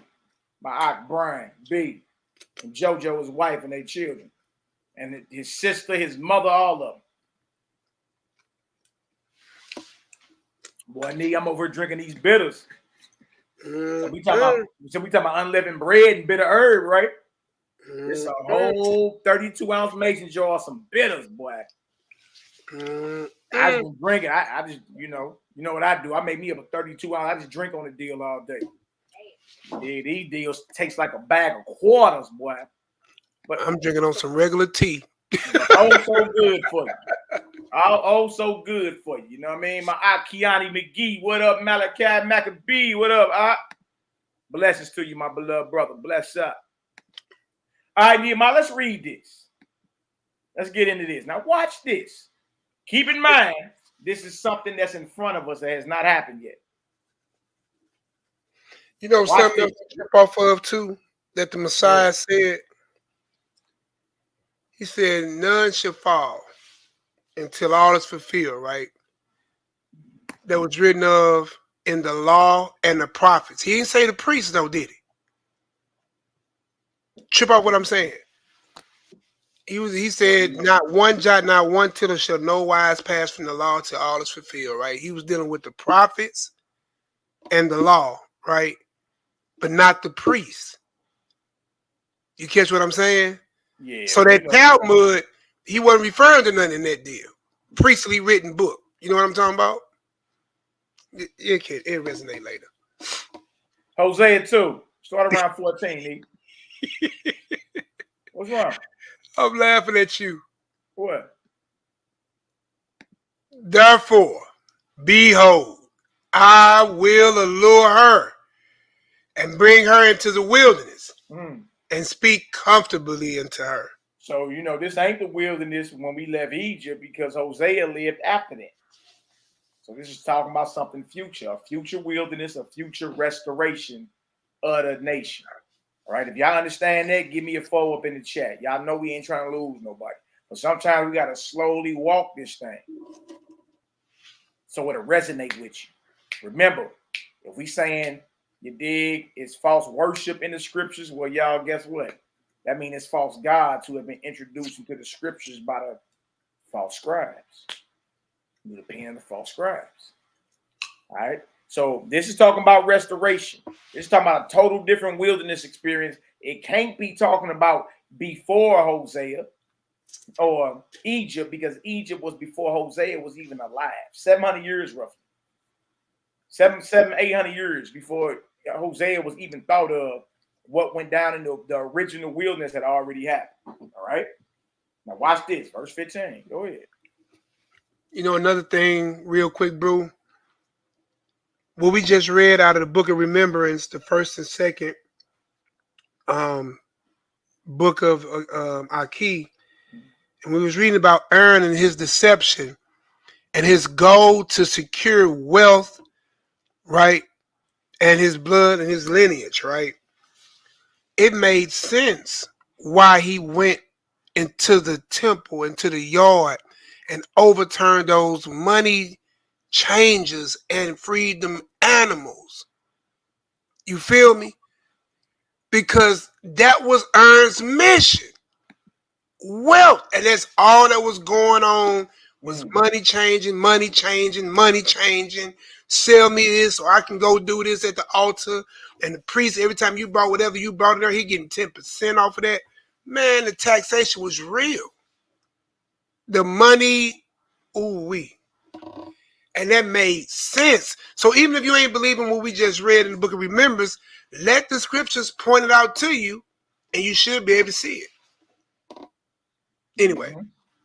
Absolutely, absolutely. Excellent wisdom, brother. Hosea 2 and 15. Verse 15. What did it say? And I will give her vineyards, not meat markets, from thence and the valley of Achor for a door of hope, and she shall sing there as in the days of her youth, and as in the days when she came up out of the land of Egypt. We talking about leaving Egypt. We talking about unleavened bread, ain't we? We talking about Passover, ain't we? Yeah. Verse 16. Now watch this. We all can agree that this is prophecy that has not been fulfilled in our eyes yet. This is not happening. This is about the restoration of Israel, correct? Now watch this. Guess what else has to happen before Israel is restored? Watch this. Verse 16. And it shall be at that day, said the Most High, that thou shalt call me Ishi, and shalt call me no more Bali. Who? Bali. Or Bali, huh? What's that word right there, Nehemiah? I think we finna look it up, brother. Y'all see B-A-A-L in there, don't you? Last I checked, Baal was a false god. Huh? Hold on. He's saying, when I restore you, you ain't gonna be calling me Baal no more. So we still was doing it by the time of Hosea. Bruh, listen to me. Still doing it now. This is about a prophecy that has not yet happened yet. So that means Israel is still up under the vibration of the false gods. You see that? To this day. Gotta be, because this ain't happened. You ain't been redeemed yet. So we are still under the vibration of Baal. Baal, Molech, but all them was up under Baal. You know what I mean? It's a gang of them. It's a gang of them. You know what I mean? You got Ashtaroth. Ashtaroth was more over in Assyria and Persia. But that whole area right there, the land of Canaan and all, that was under the rulership of the false god Baal. And we see Aaron making what? Golden calves. We see similar rituals that was done by the indigenous inhabitants of Canaan, correct? We read in Amos 5 where he said, you was worshiping Molech. You weren't worshiping me in the wilderness. Right? We even went to the book of Remembrance and showed that Aaron got mad and started being deceptive.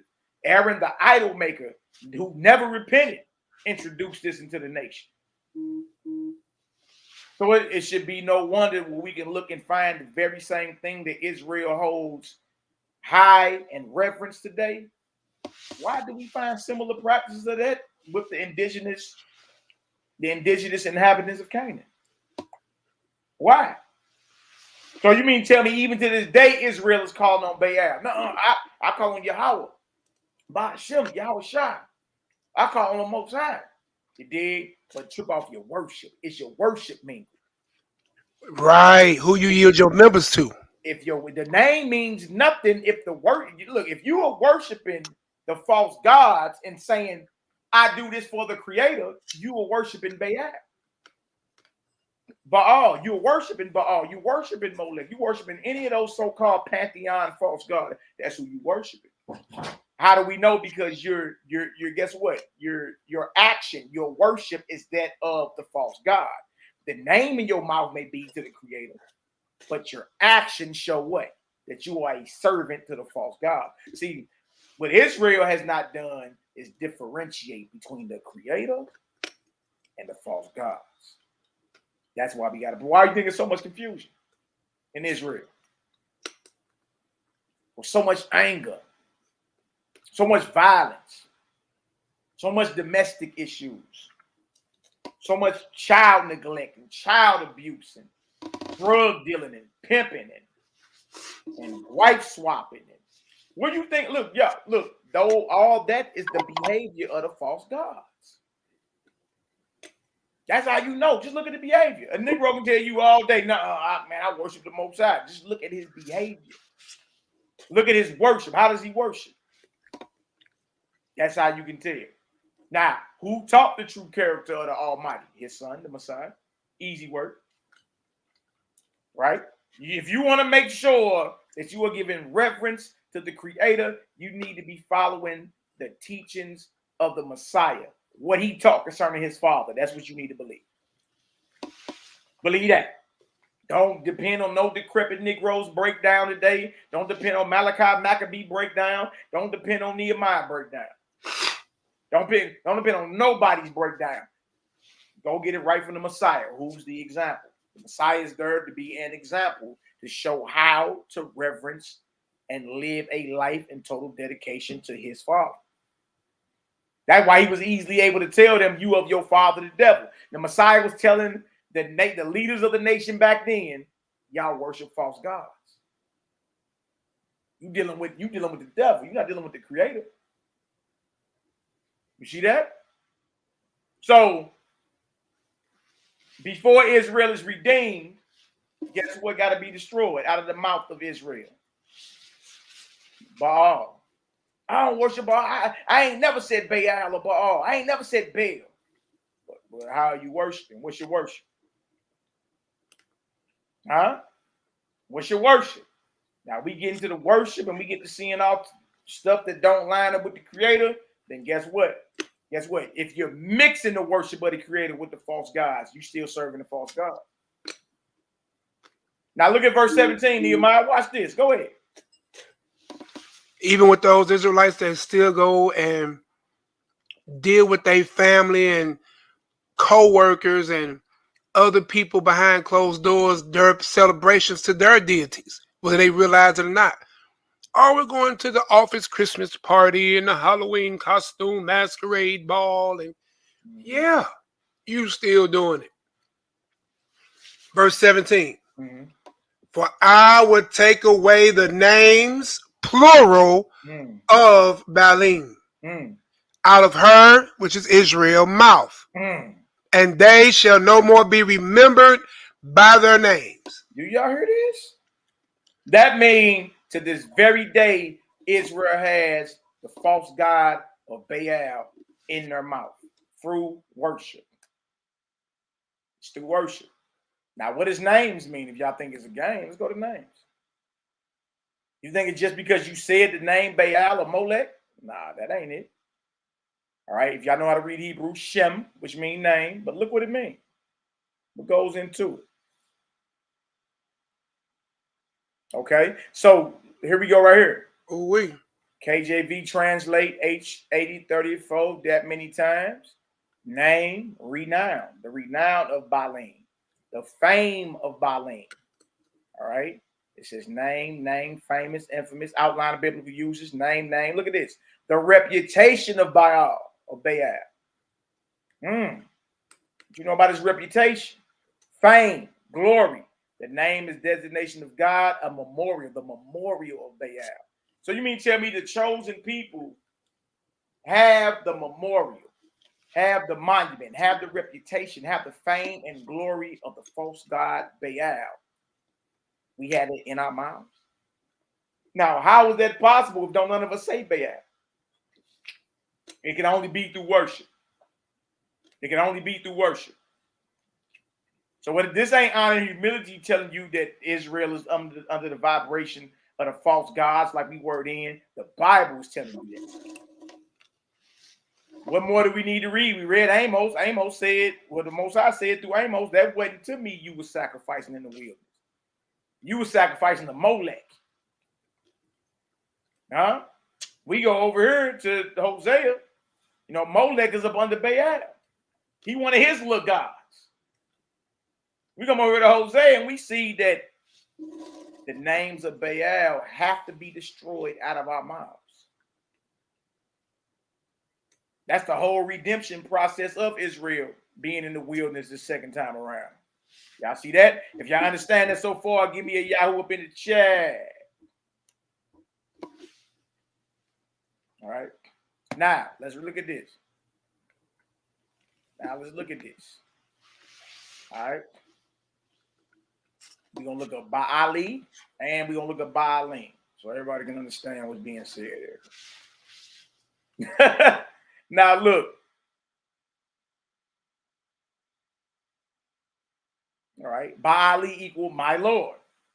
You hear some of the Jewish people, you know, they got names. Baal Sulam, master of the ladder. Baal, you're like, dang, they straight bold with it. You're going to put that in your name. That's crazy. Now, know what it says. Baali equal my Lord, which is a title. Really, y'all, Lord is a title that's bestowed upon mortals. Right, you can go right over to Europe right now. This is Lord so-and-so of Wessex.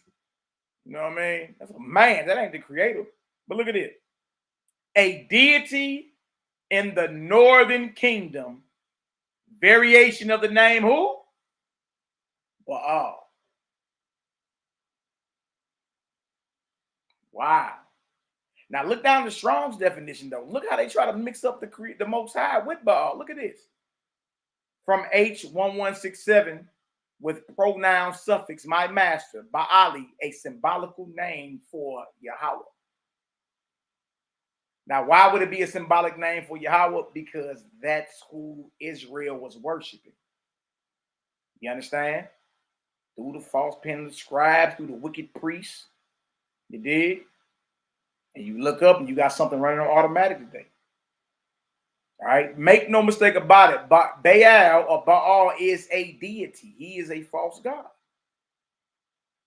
So the Most High is talking about destroying the names of Baalim because it was him, it was his consort, it was the child they had together. It was crazy. It's an unholy. It's what they call a Canaanite trinity.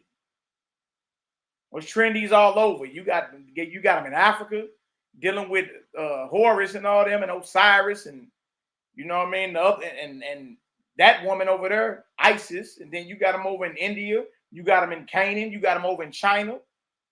You feel me? These so-called triune gods. But what I'm here to tell you is that Baal is a deity, is a false god. And Israel is still up under that vibration to this very day. Because guess what? Before we are redeemed or drawn into the wilderness, before we can even get what's promised to us, the names. Verse 17 again, for I will take away the names of Baalim out of her mouth, and they shall no more be remembered by their name. Look at Baalim. All right. Look at that. Look where it comes from. That's just a plural form of Baal. Look at this. Strong's H 1168. Baal. Baal. And the form just below that, Baal. Baal. Now, look at this. All right. So when it says, I will destroy the names of Baal or Baalim, it's talking about Baal and all the little G's, the makeshift gods that come with it. All right. Now look at this. This ain't a game, man. That's what I'm saying. Like, people, we be taking this like it's a play. It's not no play thing. Look at this. Outline of biblical uses. Baal equal Lord. Proper masculine noun. Look at this. Supreme male divinity of the Phoenicians or Canaanites. That's the name of a Reubenite. See, so it's showing you Israel taking on attributes of that false god. Because Baal was already a god of the Canaanites by the time Israel even got into the land. He was already their little deity. So that shows you if a Reubenite is named Baal, what does that mean? That means what? Just like you adopted the American lifestyle being here, Israelites start amalgamating and adopting Canaanite, Phoenician, heathen names. Part of our redemption is Baal or Baal being destroyed out of our mouths. All right. Also, the son of Jehiel and grandfather of Saul, a town of Simeon, probably identical to Baal of Beer. There's many more. All right. But make no mistake about it. We're not talking about Baal the Reubenite or the grandfather of Saul. We talking about the divinity, the male divinity or God of the Canaanites and the Phoenicians. That's what we talking about. See that, Nehemiah? You know, I said when you was on Bali, when you seen it, it pointed to the suffix. The suffix said "my master." Yeah. Like you said, it's appointed to a heavenly thing. I mean, to an earthly master, not YHWH. Nah. You know what I'm saying? And if you go back to Bali, you can see it. It was written like that. That's Baal. That's the false god. Exactly. And the Most High is talking about what? Destroying the names of Baal out of our mouths. Exactly. Y'all, true about this, y'all. This ain't something that already happened. That's what I'm trying to get our brothers and sisters to see. The destruction or the taking away of Baal out of our mouths, y'all, that ain't happened yet. If it has, show me in history. Because clearly, this is talking about the restoration of Israel. And how the Most High gonna bring us into the wilderness again. And give us vineyards and not meat markets, not butcher shops, right? And he's comparing that to as when we came out of Egypt, right? And he say, verse 16, and it shall be at that day, saith the Creator, that thou shalt call me Ishi. Another suffix. Whenever the yod is at the end of a Hebrew word, at the end of it, it means mine. Ish means husband. So Ishi, thou shalt call me my husband, Ishi, and shall call me no more Ali, right? My Lord. But the name of Baal is in there. That's the chief male divinity or deity of the Canaanites and Phoenicians. And how you know that's just not the Most High saying, well, I'm changing my title, you call me. I'm just going to be your husband and not your master. But no, the husband is the master, correct? The man is the head. You see that? This is talking about the worship of Baal. It's not talking about the Most High just saying, call me husband from now on, don't call me master. That ain't talking about that, y'all. It's talking about the worship of Baal and all the so-called deities attached to him. All right, if that makes sense, give me a follow up in the chat. Nehemiah, go ahead. Sound like you want to say something. No, I was just saying, when you look back there and dealing with my master, like you said, the most important part about us reading this is showing a future restoration, which means from the time of Hosea to the time of this actual happening, we're still under a false vibration. There you go. That's all I was trying to get our brothers and sisters to see. You got it. There it is. You know what I'm saying? From the time of Hosea to the time of that said restoration, Israel is still under the vibration of another God. Absolutely. Absolutely. And whether you call his name does not matter, because when you add the word Shem, we look up name, Shem also means like when you come in authority of. Christ came in the name of his Father, in the authority of his Father, or in the action and movement of his Father. Glory, the reputation. The reputation of his Father. Yeah. So if you're out here doing the Dagon Passover on the 14th day of the first day of the year, of the first year, with the lamb on the altar, which the Most High never required, you are in vibration, glory, and reputation of another deity, which Aaron set up for you. I'm sorry. No, I'm not. I'm not sorry. You needed to know. You are under the vibration of a non-repentant priesthood that sought wealth, and where prophets came and were killed by these priests. Even Hamashiach. So who's not working for the Most High for real? All right. Who's not working for the Most High for real? And you entrust your form of worship to the mindset of these men. Especially when we see in the writings we have, without even going too far, that Moses clearly gave you something that the Most High did not give y'all. Because he tried to soothe the savage beast, if you will. Mm-hmm. You see what I'm saying? Mm-hmm. So when you understand this, family, you can begin to start peeling back the layers and seeing the true image, the true power, the true definition of your Elohim, which is truly a set-apart deity from other deities. If everybody else's deities need blood, why you think your God need blood? He said, if I was thirsty, would I even tell you? When I was hungry, would I even tell you? Who is you? How you got to give God something that's a sweet smelling savor, and then he telling you the next minute, it's smoking my nose, I don't want it. Mm-hmm. Then you be like, well, God changes not. Well, he's been changing because you've been dealing with two different gods the whole time. My God changes not. Well, the dietary laws change. God changes not. Well, the feast days are changing. God changes not. Well, the smelling of sweet smelling, all this can change. God changes not. Going back to not eating no more meat here. You just read about vineyards and not meat markets. God changes not. Zadok is in the kingdom performing sacrifices when death and the grave are cast away. Y'all got to see this. I pray y'all see it. I'm not making mockery of the Bible. I'm making mockery of the priesthood that gave us error, that even our king recognized and told us that we never knew his ways. That ain't Nehemiah saying that. That's King David saying that. And when you understand that, you can see the difference between the Most High and the Mashiach and the priest. That's it. Absolutely, absolutely. All praises, you dig? Now, look what's also attached to our restoration. All right, we get drawn into the wilderness. The Most High speak comfortably to us there.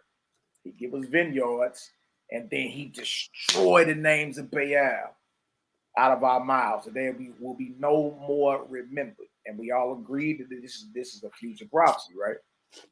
All right, now, once the name of Baal or the reputation or the fame or the character or the glory of Baal is destroyed out of our mouths as a nation, trip off the Most High making a covenant with us. Verse 18, Nee. Oh my God, we back to the Genesis again, ain't we? Hosea 2 and 18. Watch this. What it say, Nee? And in that day will I make a covenant for them with the beast of the field. Them with Israel. I will make a covenant for them, Israel, with the beast of the field. So you mean to tell me the new or the renewed covenant has to do with the preservation of all life, including the animals? Sound like the beginning, don't it? Yeah, that's the covenant. How you up under the new covenant, but you still slaying animals? Well, I ain't slaying, but you eating them. You understand? You partaking in that death. Now, look at this. And in that day will I make a covenant for them, Israel, with the beasts of the field. Go ahead, Nee. And with the creeping things And of with the the ground. fowls of heaven. Oh, my fault. Oh, Salakia. Let me read that again. And in that day will I make a covenant for them with the beast of the field and with the fowls of heaven and with the creeping things of the ground. And I will break the bow and the sword and the battle out of the earth. And I will make them to lie down safely. I will make them, man and beast, lie down safely. Y'all see this? This right here is basically the same thing that was told to Noah. There you go, bro. Now, Noah wasn't an Israelite. Right. So that covenant of old is the same as the covenant of to come. Absolutely. Absolutely. And if God changes not, and the covenant of life is with man and animal from the beginning in the ark, and now here it is in the wilderness, the covenant of man, Israel, and the beast again. Both are safe. Both have life. Both don't have to fear death. Both they got to fear the sword, the bow, the battle. And they all can lie down safely, means nobody's in danger. How in the middle is bloodshed and flesh chewing? Right. So all weapons down. You see, now look, this line's right up with Micah. This line's right up with Isaiah. Beat your swords and your weapons of war and the gardening tools. You see that? He said in here, I will break the bow and the sword and the battle out of the earth. The bow and arrow, the swords, and all warfare will be broken out of the earth. To where man and animal, man and beast, we will be able to enjoy the Most High's creation in safety. Man, look at the comment. Beautiful comment. Along with what the Most High requires of us on our hearts and in our minds. Absolutely. Which is one of those is what? Is what? The preservation of all life. All life. All right. So I wanted to show that right there, Nehemiah. You dig? The Most High gonna make a covenant with us and the animals, right? But before then, the names of Baal, the false god, got to be destroyed out of our mouth. His name, meaning his reputation, his character, his glory, his fame. Yeah, you feel me? Well, what if the worship of Baal has been introduced into what we call our Bible through the false pen of a scribe, hiding behind the name of Yahweh or YHWH? Shouldn't be that should not be that hard to fathom. Because we seen it happen. All right. But that's it for that one right there, Nehemiah. Let me close that real quick. Yeah, I'm trying to get in my notes real quick, bro. Yeah, but I just wanted to show that. All right. I want to show that. That's the restoration of Israel. They did, but the false gods got to get what? Destroyed. False gods got to get destroyed out of our mouths. All right. It's really that simple. All right. And for us to believe, that has already happened, right? All you gotta do is ask somebody, right? When were the names of Baal taken away out of our mouth and destroyed? Show me in history when that happened. They did. And then if they can't do it, just take them over to that Hosea 2, start at verse 14. And just show them to slow roll it. Has this happened yet? Has Israel been restored? No? Okay. Right. Well, part of Israel being restored is the names of Baal, the false god, being destroyed out of our mouths. See? So the whole time we've been putting it out there, you understand that there are different forms of worship in the scriptures. It's either going to the creator or it's going to the false gods. Baal, Molech, and all these little so-called G's attached to them. All right. Israel was under that vibration then, and Israel's up under that vibration now. It's a few Israelites that hold on to the worship of the creator. All right. And for you to understand the character of the creator, and speaking as your brother, I would start with the teachings of Messiah. You understand that? Start with that Sermon on the Mount. Matthew chapter 5 through chapter 7. Start there. Start there first. And if you start there, you're going to start seeing the Messiah. He reading right. Look, he talking about what's in the Torah, and he's giving a total different breakdown and understanding of it. Yeah, it say that, but I say this. What about John the 8th chapter when he was getting at the so-called Pharisees and all them, and the scribes and all them? Right? He came right outside and said, look, you of your father the devil. You of your father the devil.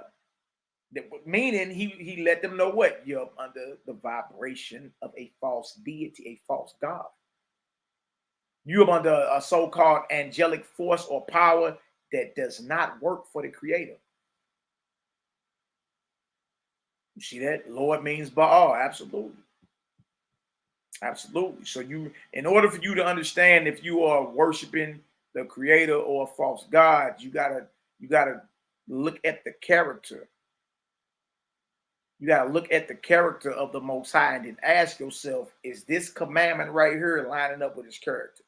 If he said, thou shalt not kill, thou shalt not shed innocent blood, and then turn around and tell you, hey, go over there and kill all them babies and animals. Hold on. The children for sure ain't did nothing to you. The animals ain't either. Like, what sin did they commit for them to be destroyed? See, that's not of the Most High. Again, a voice that you identify as God tell you, hey, I know I promised you a child, but go kill your child. Huh? Now, most of us in our right mind say, hell to the no, I'm not killing my children ever. How about that? I'm not killing my children ever. Why? Because what? The Creator say, thou shalt not kill. And my children are blessings. As a matter of fact, my children are his children. What I look like killing them? Huh? Now, if your answer is hell no, I'm not killing my child or any child, then you got to question certain dictates in the scriptures that say, go over there and smash that waterhead's baby against the walls. Huh? Kill women, kill children, kill cattle. Now the creator is the creator. Like if it's time for your spirit to be recalled, all he got to do is give a decree where he at and your spirit coming on in. You see that? The creator is not with the warfare and the bloodshed and you feel me, and the violence and nah, he ain't even got to get down like that. You know how magnificent and majestic the Almighty is? How powerful he is? And what he needs you to go kill some children for? What he needs you to sacrifice your child for? What he needs you to slit the neck of 248,000 lambs just to deliver you out of bondage? See, that's that talk Israel's scared to come on outside and talk about. But I'm just saying what all y'all been thinking. Something ain't adding up. What you mean? Something ain't adding up. You see? So I love y'all enough to tell you, follow the mighty one. Follow the creator. Because he's about life. He's about life. Not death. Life. You see that? And for us to feast or come into fellowship or communion to communicate with our Creator, guess what? We don't need to kill something for us to come into fellowship or communion with the Great Spirit, the Creator. You need to kill something for. And so in order to feast with him and to fellowship with him and to receive wisdom, understanding, and guidance, we got to kill something? Oh, no, that don't even sound right. That don't even sound right. And I'm just going to keep it a buck with you. I'm going to keep it, no, that don't sound right. Oh, brother, you sinning, blaspheming. Look, until Israel is ready to have the discussion, let's have the discussion about how the Tanakh was compiled. Let's have the discussion on how what's called the New Testament was compiled. See, if we start there, if we start with how it was compiled and when, everything will come open for you. You'll see it then, like, you know what? Dang, that don't make sense. That's crazy.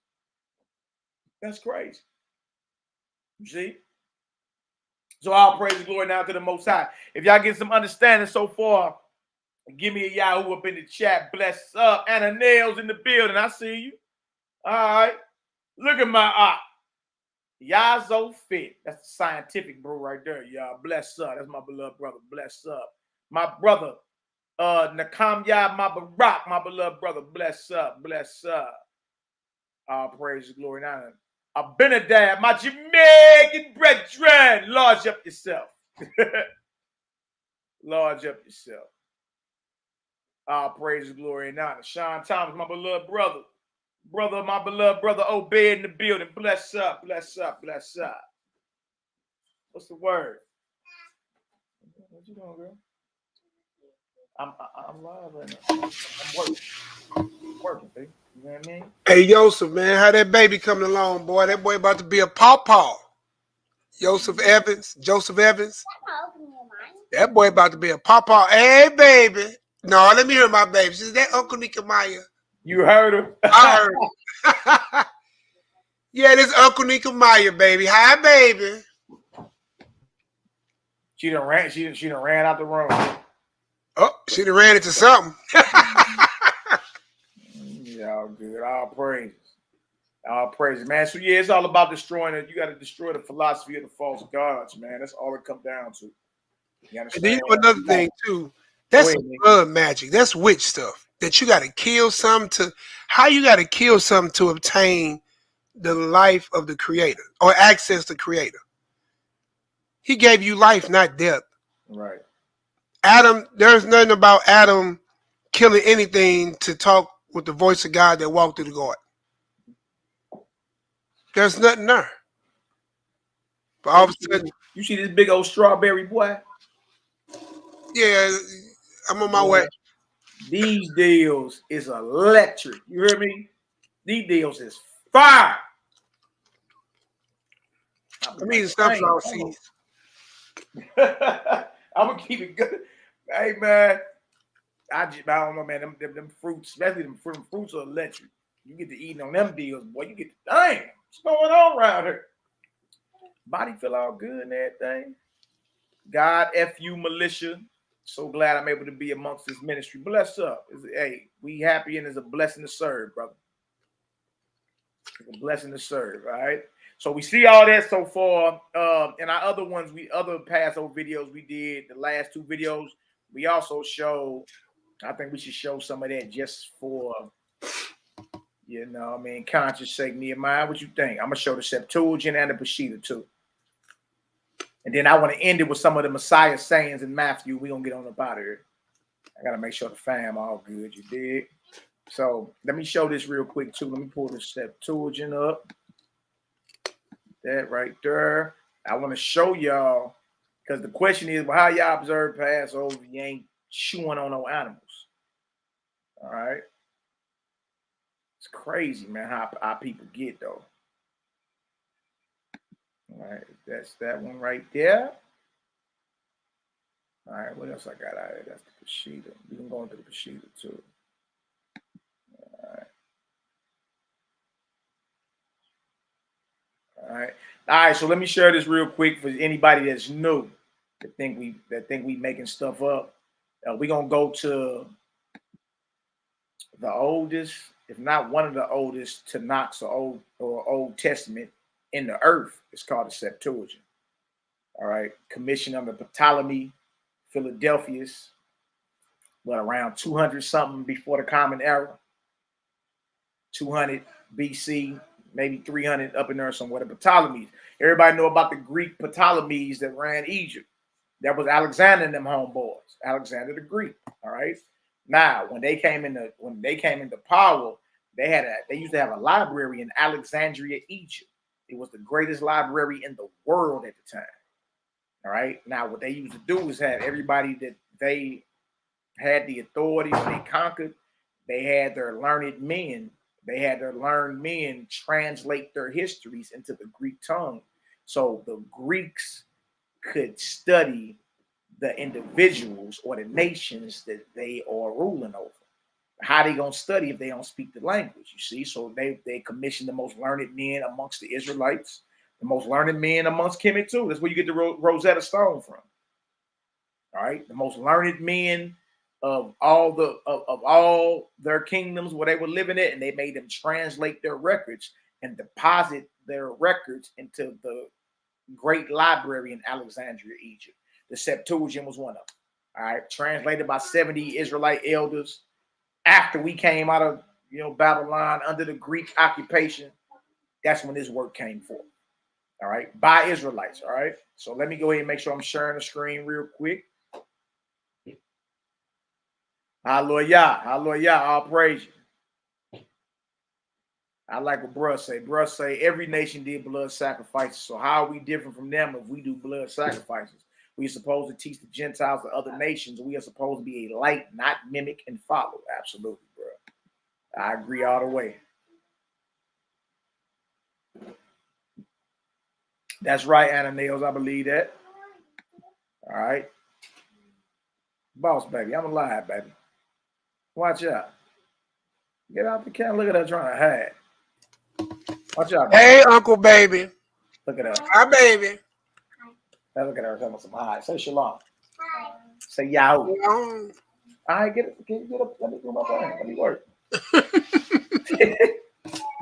You better get your brothers out and everything. Oh, you already know Hizzy right behind her.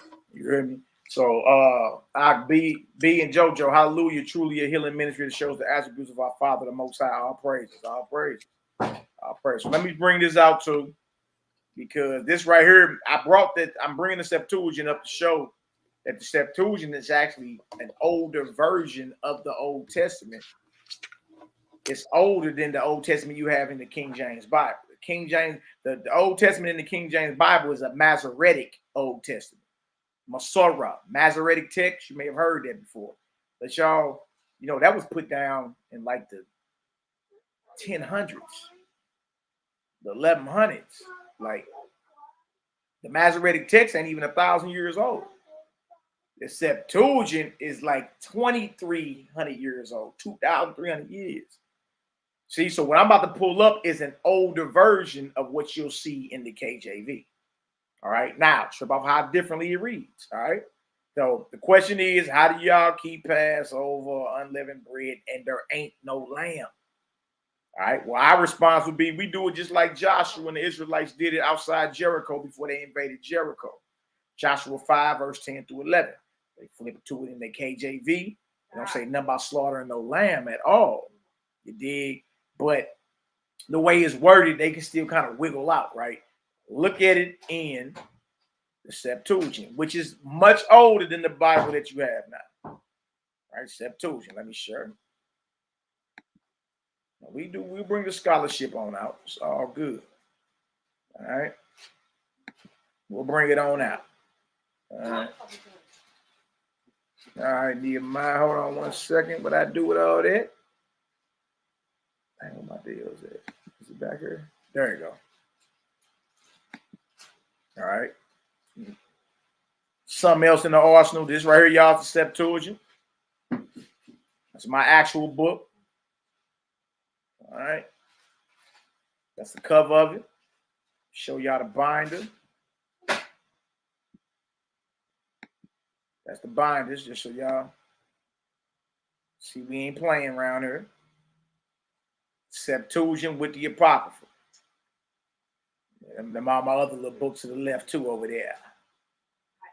All right, the Septuagint with Apocrypha. All right, Brenton. So if y'all wanted to get on Amazon and look for it, go ahead. All right, with the Septuagint, the left side is in Greek, the right side is in English. Okay. Now watch this.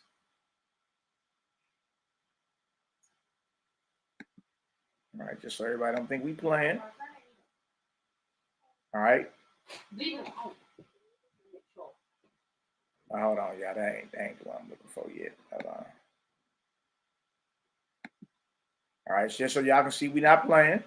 This is Joshua 5. You can flip to it in your KJV. All right. My bad, y'all. All right, so this is Joshua 5. The left side is Greek, right side is English. But notice what it says. Joshua 5, the V is 5. Verse 2 through Joshua 6, verse 6. All right. Now watch this. I want to go ahead and make it a little closer for y'all. All right, let's eat. Here it is. Same chapter. I just zoomed in on what we're looking at, right? I said this is Joshua 5, 10 through 12 out of the Septuagint.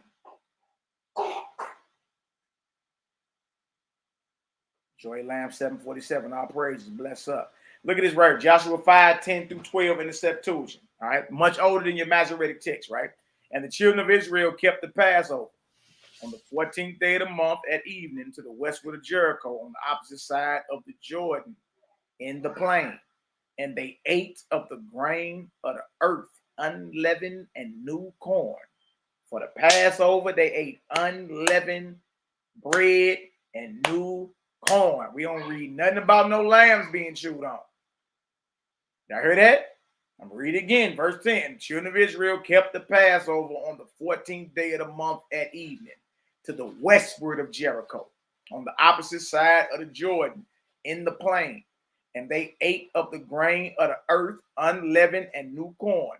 On this day, the Passover, the manna fell after they had eaten of the corn of the land. And the children of Israel no longer had manna.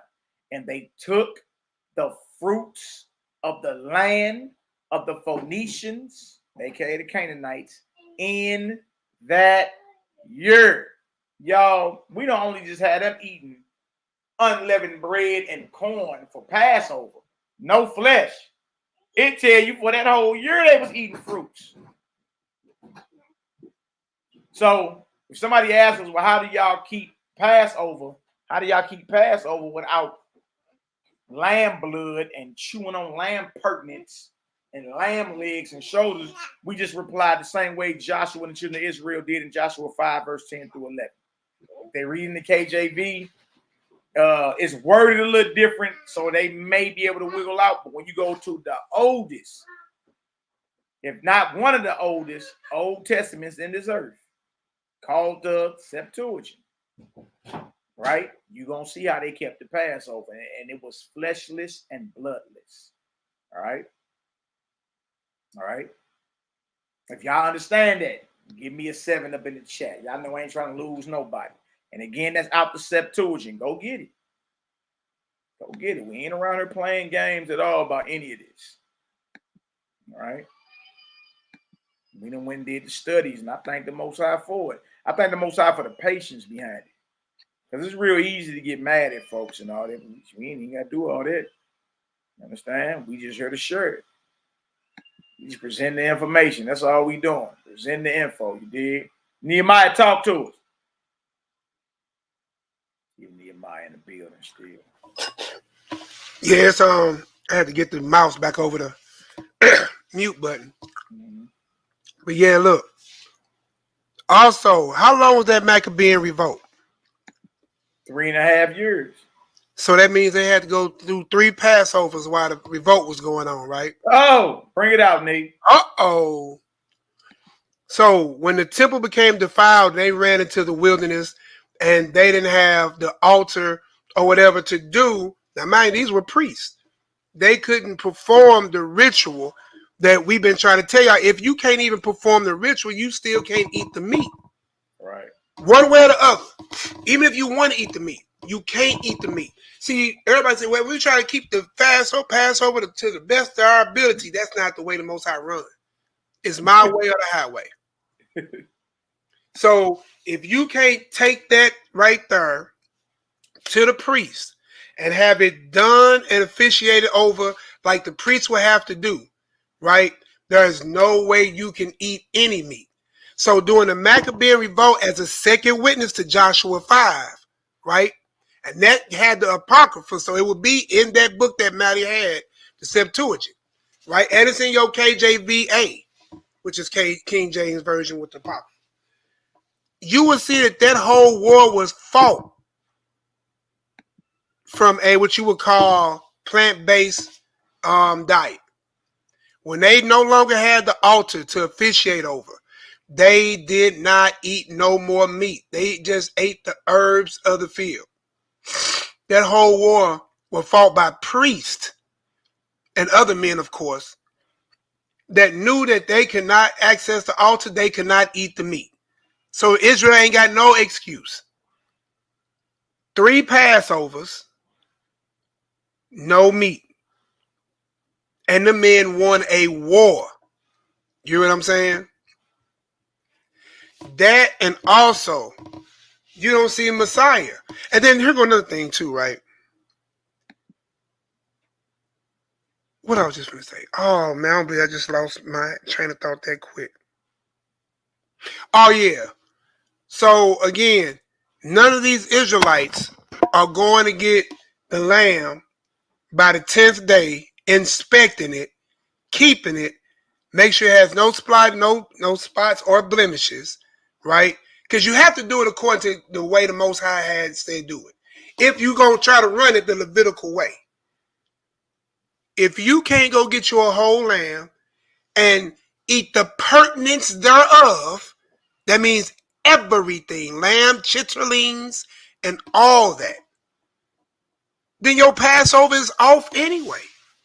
Let alone the times and the seasons you're trying to keep it with a forever changing, always corrected moon according to a calendar that started off in 1752 in September with an 11-day gap in it. Do you see how far? Right. You don't even know if you're eating well, I got a shoulder lamb. You don't know if that shoulder is a female, a male, a boy, a girl. You living in today's world. You don't know if it's a clone lamb or you don't know what you're dealing with. And you're only getting the shoulder or the shank. Where the pertinence? Where the whole head at? I'm just saying, man.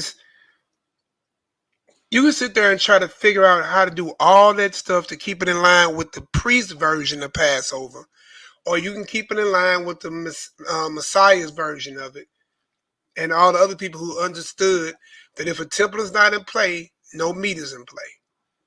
And since y'all don't have a temple in play, no Israelite got a right to eat no meat.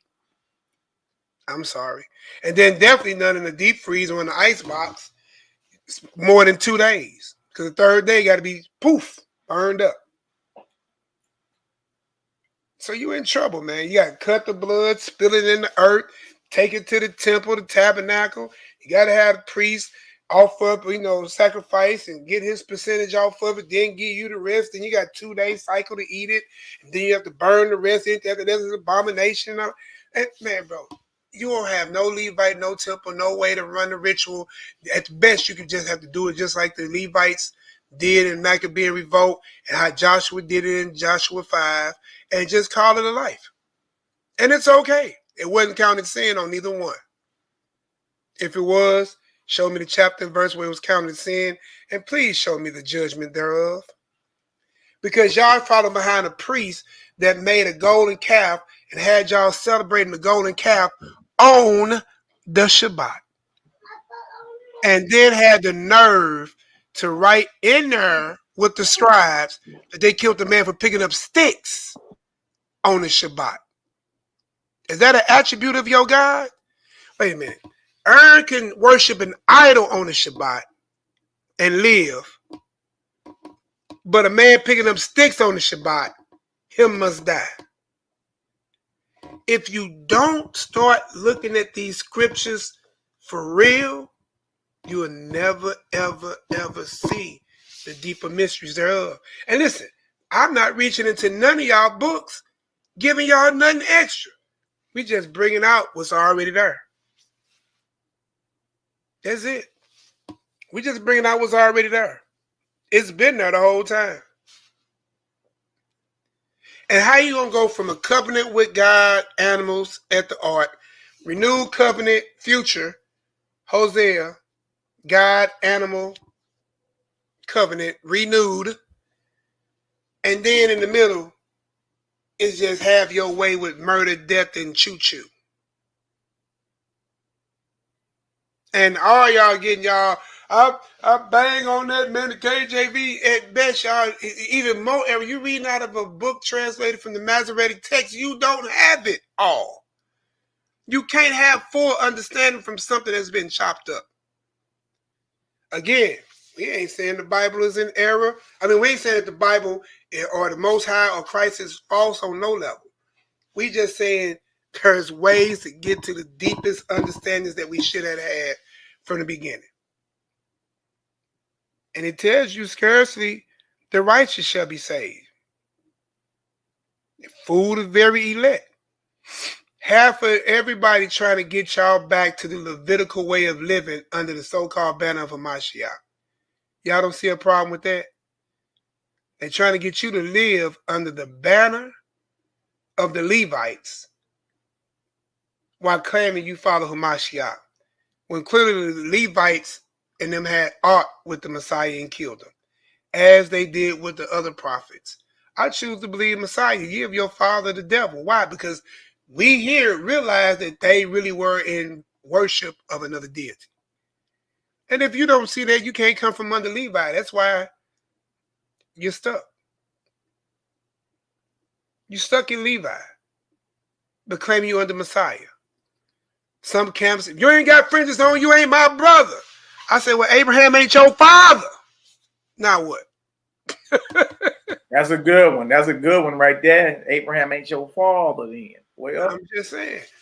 Man, you ain't circumcised, so we ride chicken around here, boy. What you call it? The love muscle? Love muscle. Oh, God, that day, boy. Over checking on this man. Love muscle. Bezel the Israelite, my beloved brother. Blessings to you, your entire family, your mother, everybody. Tell him I said shalom. I'll pray. All right, Hebrew. Let's you brought up the second Maccabee. Let's show that real quick. I mean, if you bring it up, you know we got to show it. And then I want to just read a few of the Mashiach, few verses of his in Matthew 5. We can get up out of here. All right. All right, I'm finna go give me some more tea real quick. Is that what you call it? Tea? It is tea. I was messing with you, Nick. I'm messing with you. Now, you catch me back in the day with brother. Now, this second Maccabees chapter 5, y'all.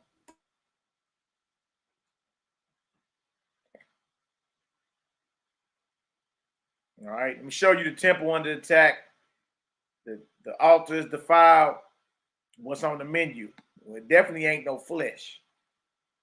Because remember, for any Israelite claiming they keeping dietary laws, well, any so-called, if you are under, I don't follow the laws of flesh, but if you're gonna claim you following the laws of flesh, then y'all understand this: that flesh had to be processed a certain way, or it's considered unclean according to the Torah, the very Torah that we all read. And it couldn't be dead no longer than 2 days. If it made to day 3, it was considered unclean and an abomination. And if it wasn't processed properly, meaning brought to the priest and the priest did his ritual over it, y'all is considered offered to devils or idols. And the man that eateth it, even if you say, well, I ain't kill it, but you eat it. And the man that eateth it shall be cut off or bear his iniquity. See what I'm saying? So that's in Leviticus, right? We get all the way over to the Maccabees, a clan of priests who knew all the rituals and everything. But the temple was under attack and the altar was profane. How did they eat? in the wilderness where they was at with their animals with them? Did they take out a blade and cut the throat of an animal and eat it anyway, even though the temple and everything was profaned in Jerusalem? Or did they not eat the flesh because what the Torah specifies has to be, that got to be done. If it ain't done that way, then it's considered offered to devils, unclean, and an abomination, and we stand in jeopardy of being cut off. So for anybody listening that partakes in the laws of flesh, chewing on flesh and claiming that you can chew on clean animals, I would say that you are even in violation of the very law you claim you uphold. Because one thing Israel never talks about is the laws of preparing and process, the laws of slaughtering the animal so it can end up on your plate seasoned and, sizzling. See, it's a whole process according to the law that it got to go through. If it don't go through that, it is unclean to you. I'm here to tell you there ain't damn person in this earth slaughtering animals, killing animals, preparing and processing dead flesh, how it says in Leviticus. So if you're going to say you down with the laws of clean meat and the flesh, you got to be all the way in with that. You got to be all the way in with that. You got to go ahead and make sure it's being prepared and slaughtered and prepped and everything properly. Just like we tell brothers with the Passover. You claim you're keeping the Passover, right? Chewing on the lamb and all that, right? Well, that lamb selection had the process to select the lamb had to be done this way. And if it's not that way, then what you're doing is backed by no biblical authority. None. It's man-made. You know how we get on the pagans about doing things man-made? You know how we get on the Sunday churchgoers? No, that's a man-made tradition. Well, what you doing is not backed by no biblical authority either. So the ritual you doing is man-made. It ain't backed by no biblical authority. Everybody doing Passover how they want to. They don't put lamb blood over the doorpost. These Negroes tape up red confetti paper over the doorpost and act as if that's blood.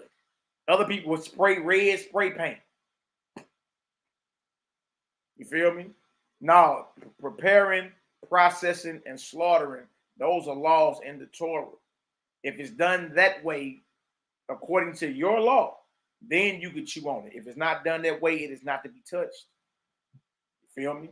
And that's for y'all that follow the laws of the flesh. I don't chew on damn animal around here. All right? All right, now watch this. 2 Maccabees 5:21. So when Antiochus, a Greek, had carried out of the temple 1,800 talents, look at that. He's robbing the temple. The temple was a bank too. It wasn't just a slaughterhouse, it was a bank. Depository.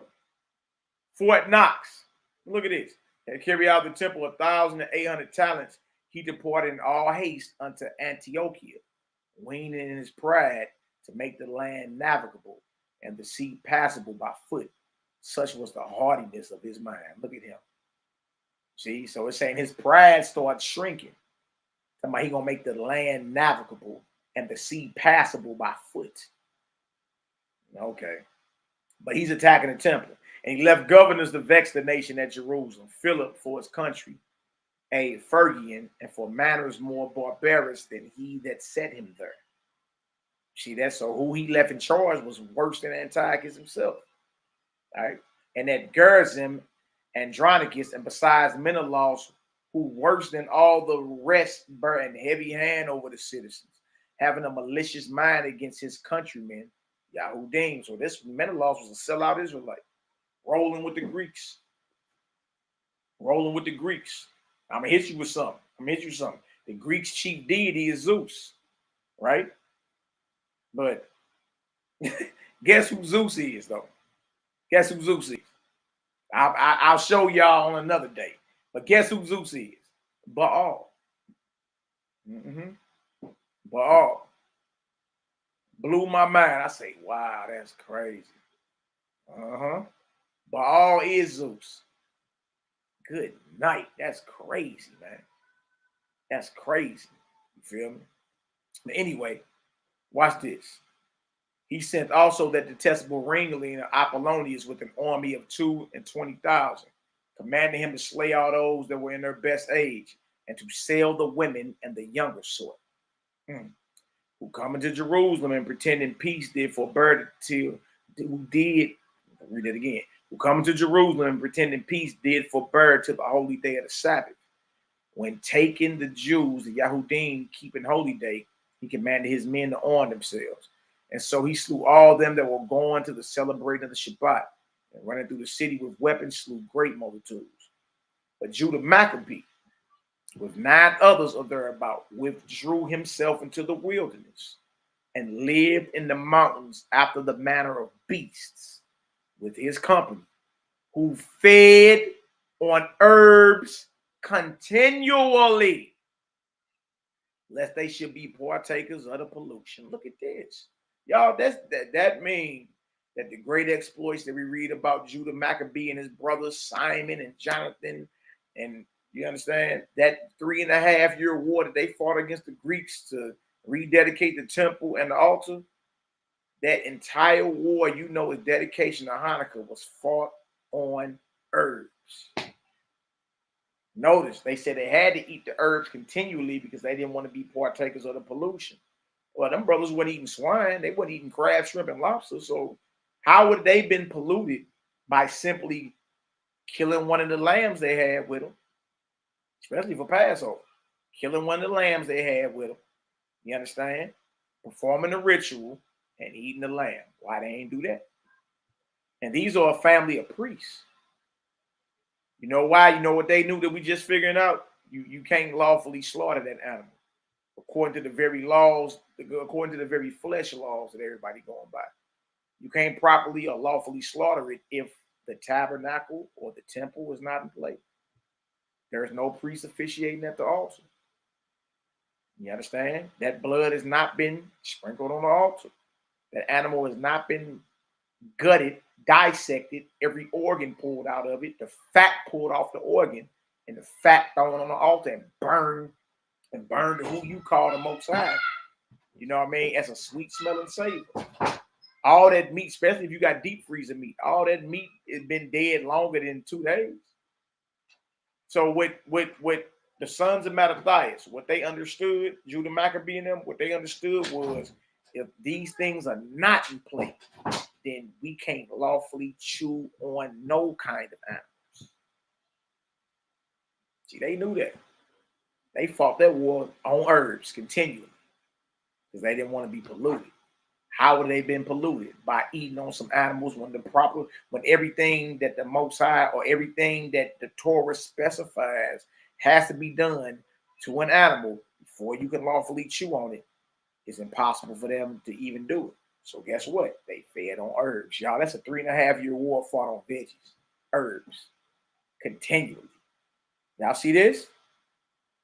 See, and like NehemiYAH just said, which was so powerful, you know what I mean? Which was so powerful is this. It's because 3.5 years mean 3 Passovers went by. So that means for 3 years, the sons of Mattathias, including Judah Maccabee and them, did not chew on any flesh, whether it was for the Passover, whether it was for the Feast of Weeks, or whether it's for a tabernacle. They ain't even chew on it. You know what I mean? Check that out. So y'all mark that down. 2 Maccabees 5, verse 27. Bless up, bless up. Let me stop that real quick. NehemiYAH, big homie, talk to me. Excellent reading, brother. Yeah, it just hit me in my spirit. I said, man, guess what? They didn't eat no flesh either. There go your second witness. And again, it's all the prophets are telling you the same thing that got them killed. Same thing that got Messiah killed. Because the things that grieved them the most, out of all things the Messiah had already did, is when they came up in that temple, in that courtyard, and overturned them tables and freed them animals. That was kind of the last straw. You mess with their money. You don't get somebody on your head, mess with their money. Then you're going to have a problem. Absolutely, yeah. Absolutely. I like what Anna said. Anna say, crazy how many times food has played a part in the efforts to bring down it. Exactly. I was tripping off that. All right. All right, but whenever the dedication come up, we say Hanukkah and the Maccabees, and we was handling our business and all that. Y'all, that was a war fought on herbs. That was a war fought on herbs. A lot of y'all coming at us about all this with the very feast day you celebrating. You feel me? For them to get the temple back and to rededicate it, well, for 3.5 years, y'all, they was not chewing on no type of flesh. Hey, man.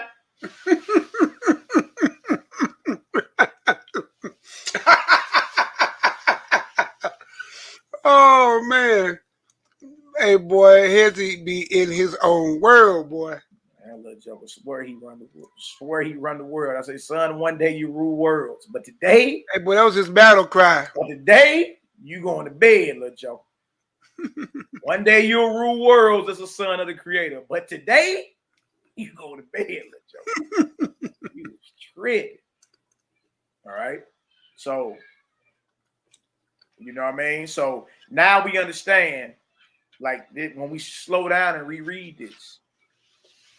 You understand? Now we understand, you dig, like, how deep the rabbit hole goes. How deep it's going, should I say. I mean, we ain't even talking about future revelation, but feel me? But how many of us actually understood and knew, hey, man, that was a war fought on plants, man. That's a war fought on plants.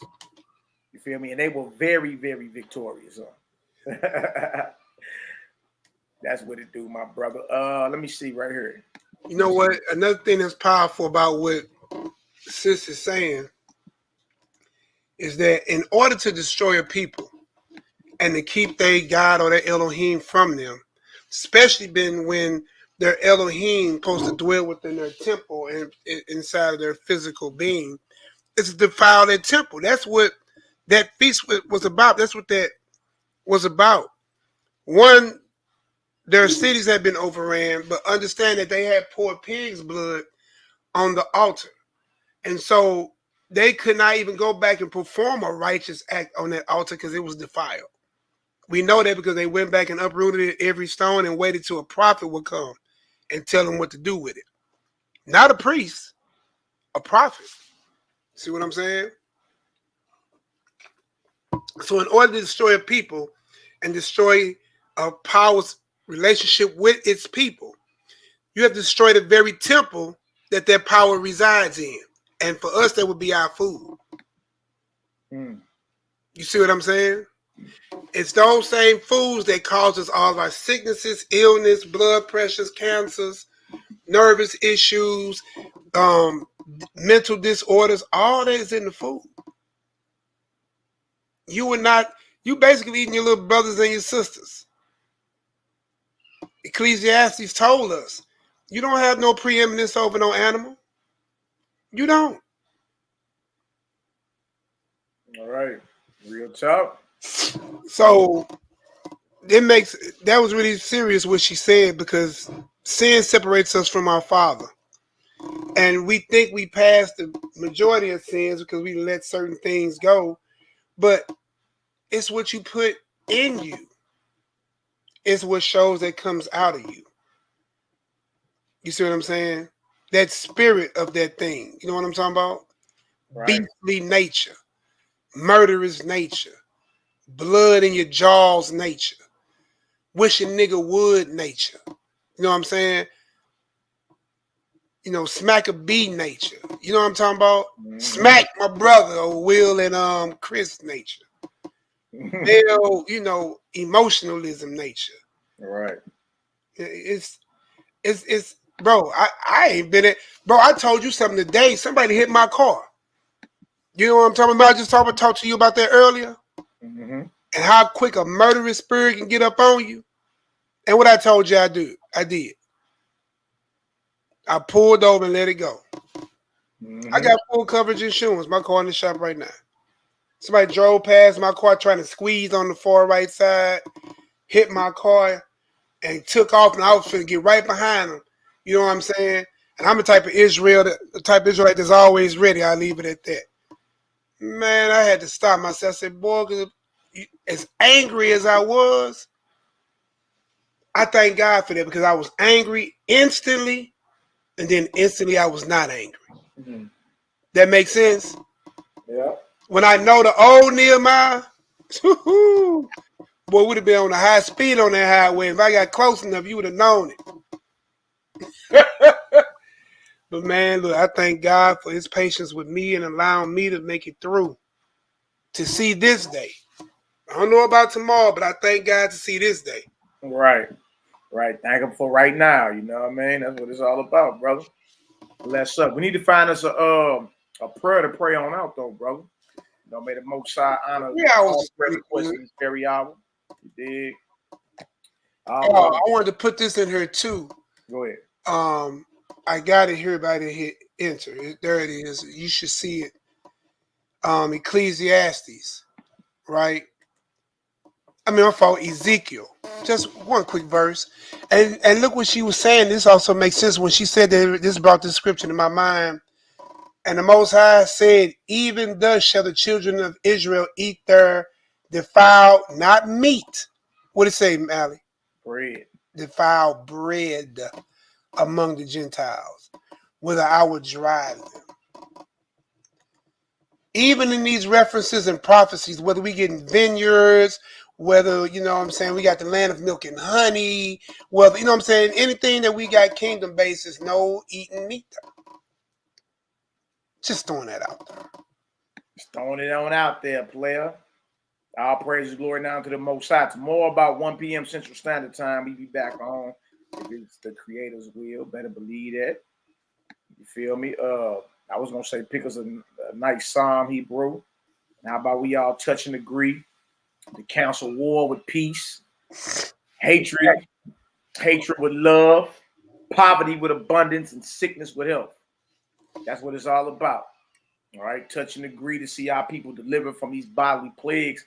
Believe it or not, y'all, the majority, I think it's like 90% of your immune system is actually in your gut.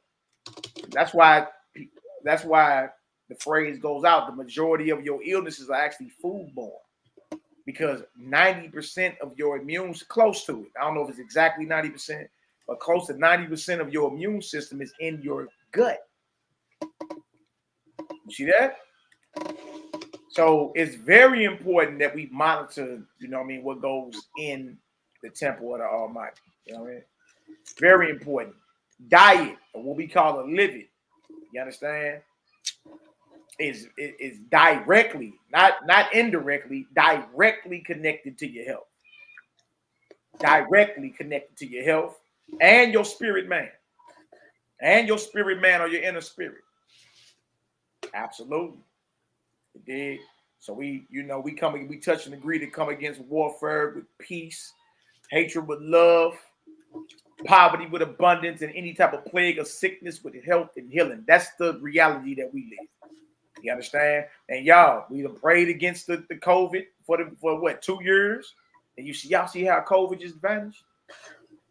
They ain't talking about COVID no more. It vanished. All right. COVID disappeared with the Russian-Ukraine situation. The Russian-Ukraine situation disappeared with Will Smith smacking Chris Rock. You ain't hear about that no more now.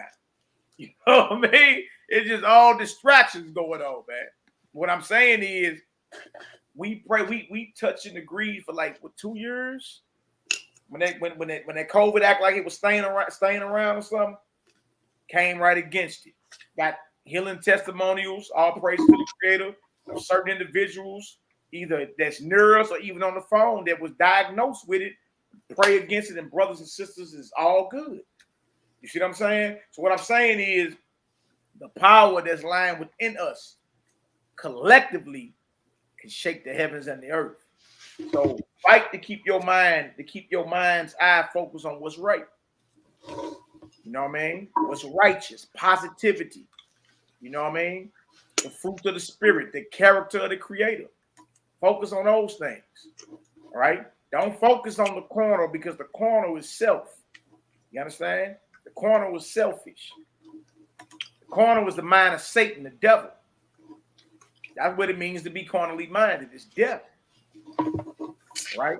So when we collectively come together and focus on a certain outcome, y'all, it moves. You know what I mean? The outcome manifests. So I'm having fun doing that. For Nehemiah, prayer request for so-and-so, all praises. You understand? Go meditate and pray and send forth that project a massive healing toward that brother and his family. You did? And then Yahweh moved. He ended up moving on our behalf. So we on the right path, y'all. You understand? And we striving daily to what? Dedicate these vessels completely over to him. Right? And I'm going to say this too. We are never the ones that act like we better than anybody because we ain't chewing on any flesh. All right? We are your brothers, though.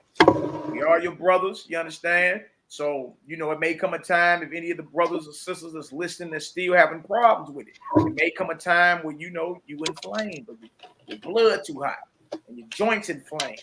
So you got, you know, you've been diagnosed with whatever it may be, arthritis, whatever it may be. You understand? Gout. No men in the truth, they got gout. And that don't come from pork, shrimp, crab, and lobsters. You see? So whenever you run into any type of situation where you need some type of healing, you understand, the Essene Nazarene brothers and sisters are supposed to be known for healing. So if you run into a situation like that, guess what we're going to do? We are definitely going to put up some powerful prayers over you, and we're going to change your diet. Got to. You got to cleanse out. You got to detox. See what I be doing? I drink a 32 ounce of these bitters every day. I just sip on them. Preventative. Get you some bitters or, you know, some herbs or whatever. That's good for what it is, and just all day. You dig? I just sip on them deals. Those are the bitters right there. Everything you need to keep your body electrified, and, you know, yeah, they nasty. They taste like a bag of quarters. You feel me? But it's electrifying your body, electrifying your blood. Because your blood hit every system in your body. Right? So that blood gotta be clean, it gotta be purified, it gotta be electric. You understand? Gotta be. So how about we take care of ourselves, man? You understand? This is the first Passover ever where there will not be any flesh on the plate. Right? And I'm looking forward to it. I thank the Almighty. Right? I know within a year, we started this I stopped chewing on animals right after Passover last year, like April 15th, something like that. It was almost been a year. I look back over the year and see how far the Almighty has brought us. All praise. I'm thankful for that. You understand? Very, very thankful. Right? But now it's the time for us to go ahead and get ourselves together. It's springtime. None of us got no reason not to be outside in them elements. Whether it's real early in the morning or in the evening, you need to be outside, especially that sun. That sun finna be out beaming. You understand? Make sure you out there eating. You feel me? Food is just another source of energy. Well, make sure you eat up. Make sure you eat on the sun, eat on the wind. In other words, you understand? In other words, meditate outside. Everybody should be exercising too. Get your stretch on. You dig? All praise and glory now to the Most High. All praise and glory. Look, Benadab say last April was when I first seen you guys. All praise. It's been a year, man. It's been a year, and that year went fast too. And we just not turning up.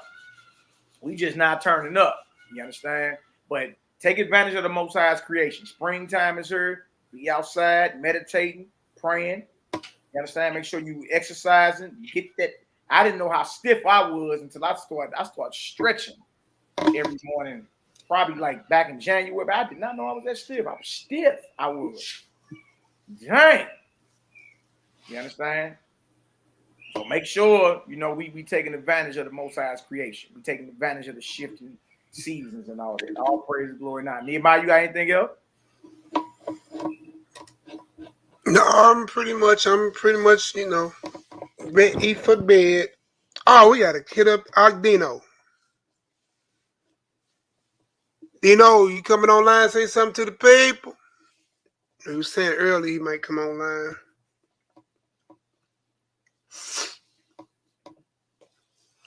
Well, I definitely can read from out of that Psalms.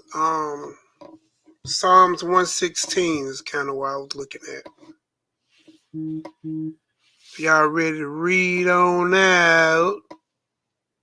so everybody can get them some rest and get it together. My house still quiet, boy. I should hurry up and jump in the bed and go to sleep. Ema, it's crazy. It's snowing over there where you at. You moved to the wrong area, sister. All right, y'all. I'm going to read from out of Psalms 116 with the Most High's permission. Let me get a one if y'all ready. We'll go ahead and end the night together in prayer as a whole, as a family. Love y'all participation. Love y'all understanding. Love to see the conversation amongst y'all. Man, beautiful. All right, get a couple of ones and I'll go ahead and jump on into this prayer. Let's get it. All right, Ema came on through. All right. Psalms 116 with the Most High's permission. I love Yahweh because he has heard my voice and my supplication, because he has inclined his ear unto me. Therefore will I call upon him as long as I live. The sorrows of death compassed me, and the pains of hell gat hold upon me, and I found trouble and sorrow. Then I called upon the name of YHWH. Oh, Yah, I beseech thee, deliver my soul. Gracious is Yahweh and righteous. Yeah, our Elohim is merciful. Yahweh preserveth the simple. I was brought low, and he helped me. Returned unto thy rest, O my soul, for Yahweh has dealt bountifully with thee. For thou hast delivered my soul from death, my eyes from tears, and my feet from falling. I will walk before Yahweh in the land of the living. I believed, therefore I have spoken. I was greatly afflicted. I said in my haste, all men are liars. What shall I render to Yahweh for all his benefits toward me? And I would take the cup of salvation and call upon the name of YHWH. And I will pay my vows unto Yah now in the presence of all his people. Precious is the sight of Yahweh, is the death of his saints. O Yahweh, truly I am thy servant. I am thy servant, and the son of thine handmaid. Thou hast loosed my bounds, and I will offer to thee the sacrifice of thanksgiving, and will call upon the name of YHWH, and I will pay my vows unto Yahweh, now in the presence of all his people. Verse 19. In the courts of Yahweh's house, in the midst of thee, O Jerusalem, O Jerusalem, praise ye YHWH. Hallelujah. Selah. Yahoo. Boy, that was beautiful. Yeah, man. Boy, we got motion. Woo. And all praise and glory now to the Most High, forever live his anointed, beloved Son. Bless up. No doubt, I've been a dab, our beloved brother. Lead that, The Most High got breath in our bodies. That we here to, we here to go ahead and present the information and bring it all out. All praises. It's an honor to serve. It is an honor to serve. Honor to serve. Remember that. Know that. You dig? And what the enemy had out there is if we was going, run out of gas, we still rolling, ain't we, NehemiYAH? Still rolling, brother. Still rolling, bro, by the grace of the Creator. So for that, I'm thankful. I'm thankful for right now. You dig? And You know, hey, we're going to always challenge each other to be better, to be stronger, to be smarter, use wisdom. You understand? We always challenge each other to, hey, take better care of yourself. You understand? We're going to always do that. That's just what it is. I may get on y'all nerves sometimes. Sometimes, like, dang, get on my nerves again. You did, but that ain't the whole thing. Is to challenge ourselves to be better, because we supposed to be living like the angels, right? The righteous ones.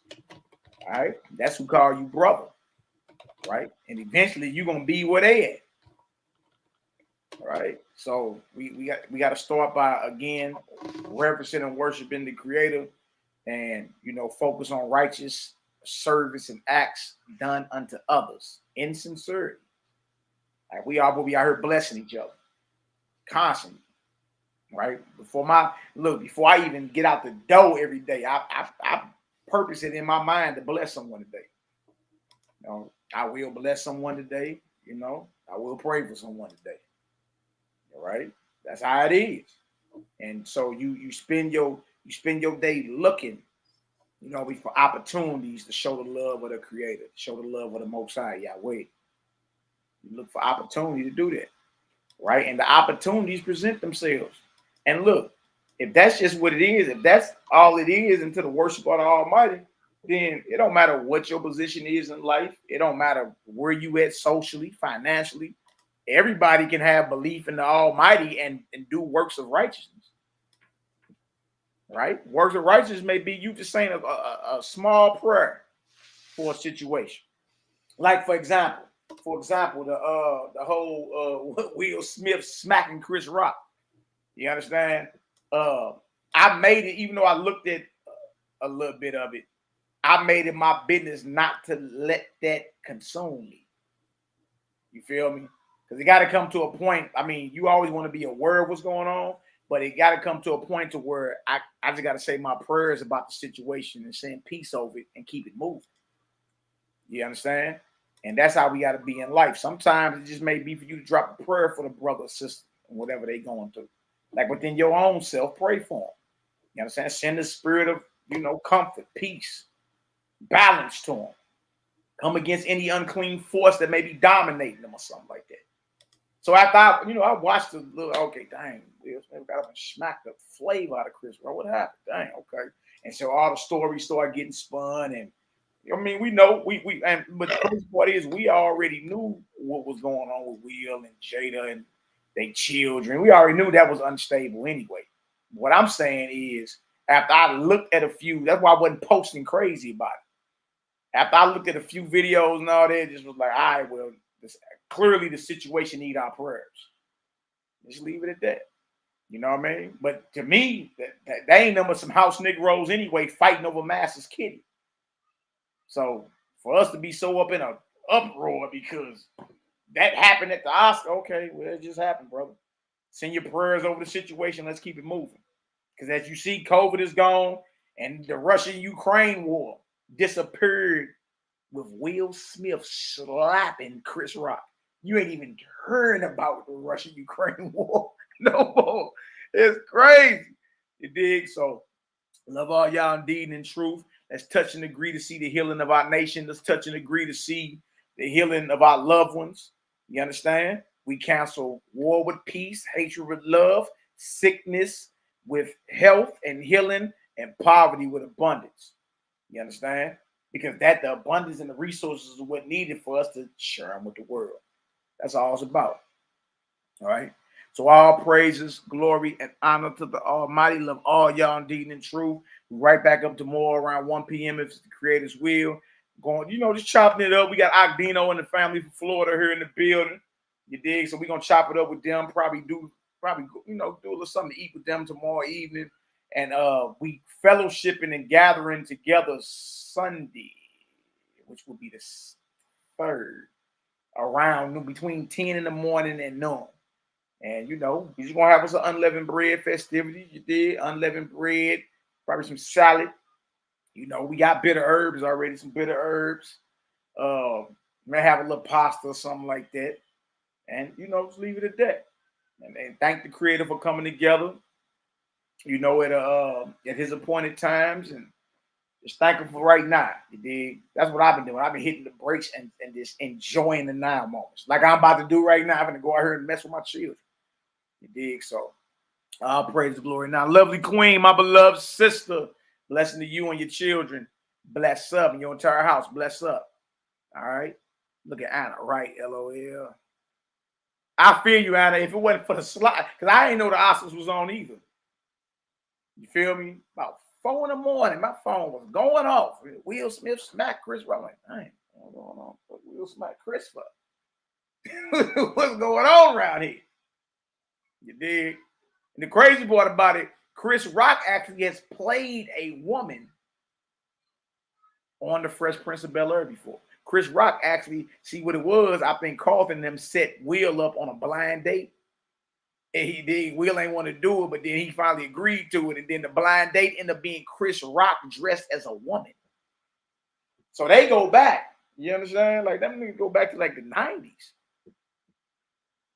You dig? So all praise and glory now to the Most High. To say your prayers over the situation, drop peace in there, and just, you know, keep it pushing. That's all you can do. Try not to be consumed by all the negativity. Focus on what reality you want to manifest. You did. Yeah, Deanna Tullison. Yeah. Chris Rock played basically dressed in drag. He basically dressed in drag on the Fresh Prince of Bel-Air and played one of Will Smith's blind dates before. Yep, I just seen that today. I said, dang, it is Chris Rock. That's crazy. Going back to the 90s. Yeah. Okay, all praise. Sis say the lesson was very informative. Highly informative. Much appreciation, brothers. Bless up. Hallelujah. All praise. All right, I'm about to hear y'all. Love all y'all. Yeah. What's up, Nate? Go ahead. No, I'm just saying hallelujah. Hallelujah. Now, all right, y'all, we love y'all indeed in truth. I got a quick take. All right, go ahead. Go ahead. So, if you follow me on Facebook, and I know I tagged Mally too, so, but like he said, he don't engage in all that. He never really do. But I'm gonna tell you why I did. I engaged the way I did, not so much as I didn't big up on the slap. I try to see where our people head at. I don't know if it's psychological. Mally left for real. I did it psychologically. It blows my mind to see where our people head is at. You know what I'm saying? No matter what you can throw out there, I just try to see where the head is at. So that's why it's not so much as, I see scriptures plays out in it. And I definitely would Mally say send peace, prayers, and healing, because that man's house is hurt. His daughter back in 2011 wrote a letter to Tupac talking about come back and be with her mama.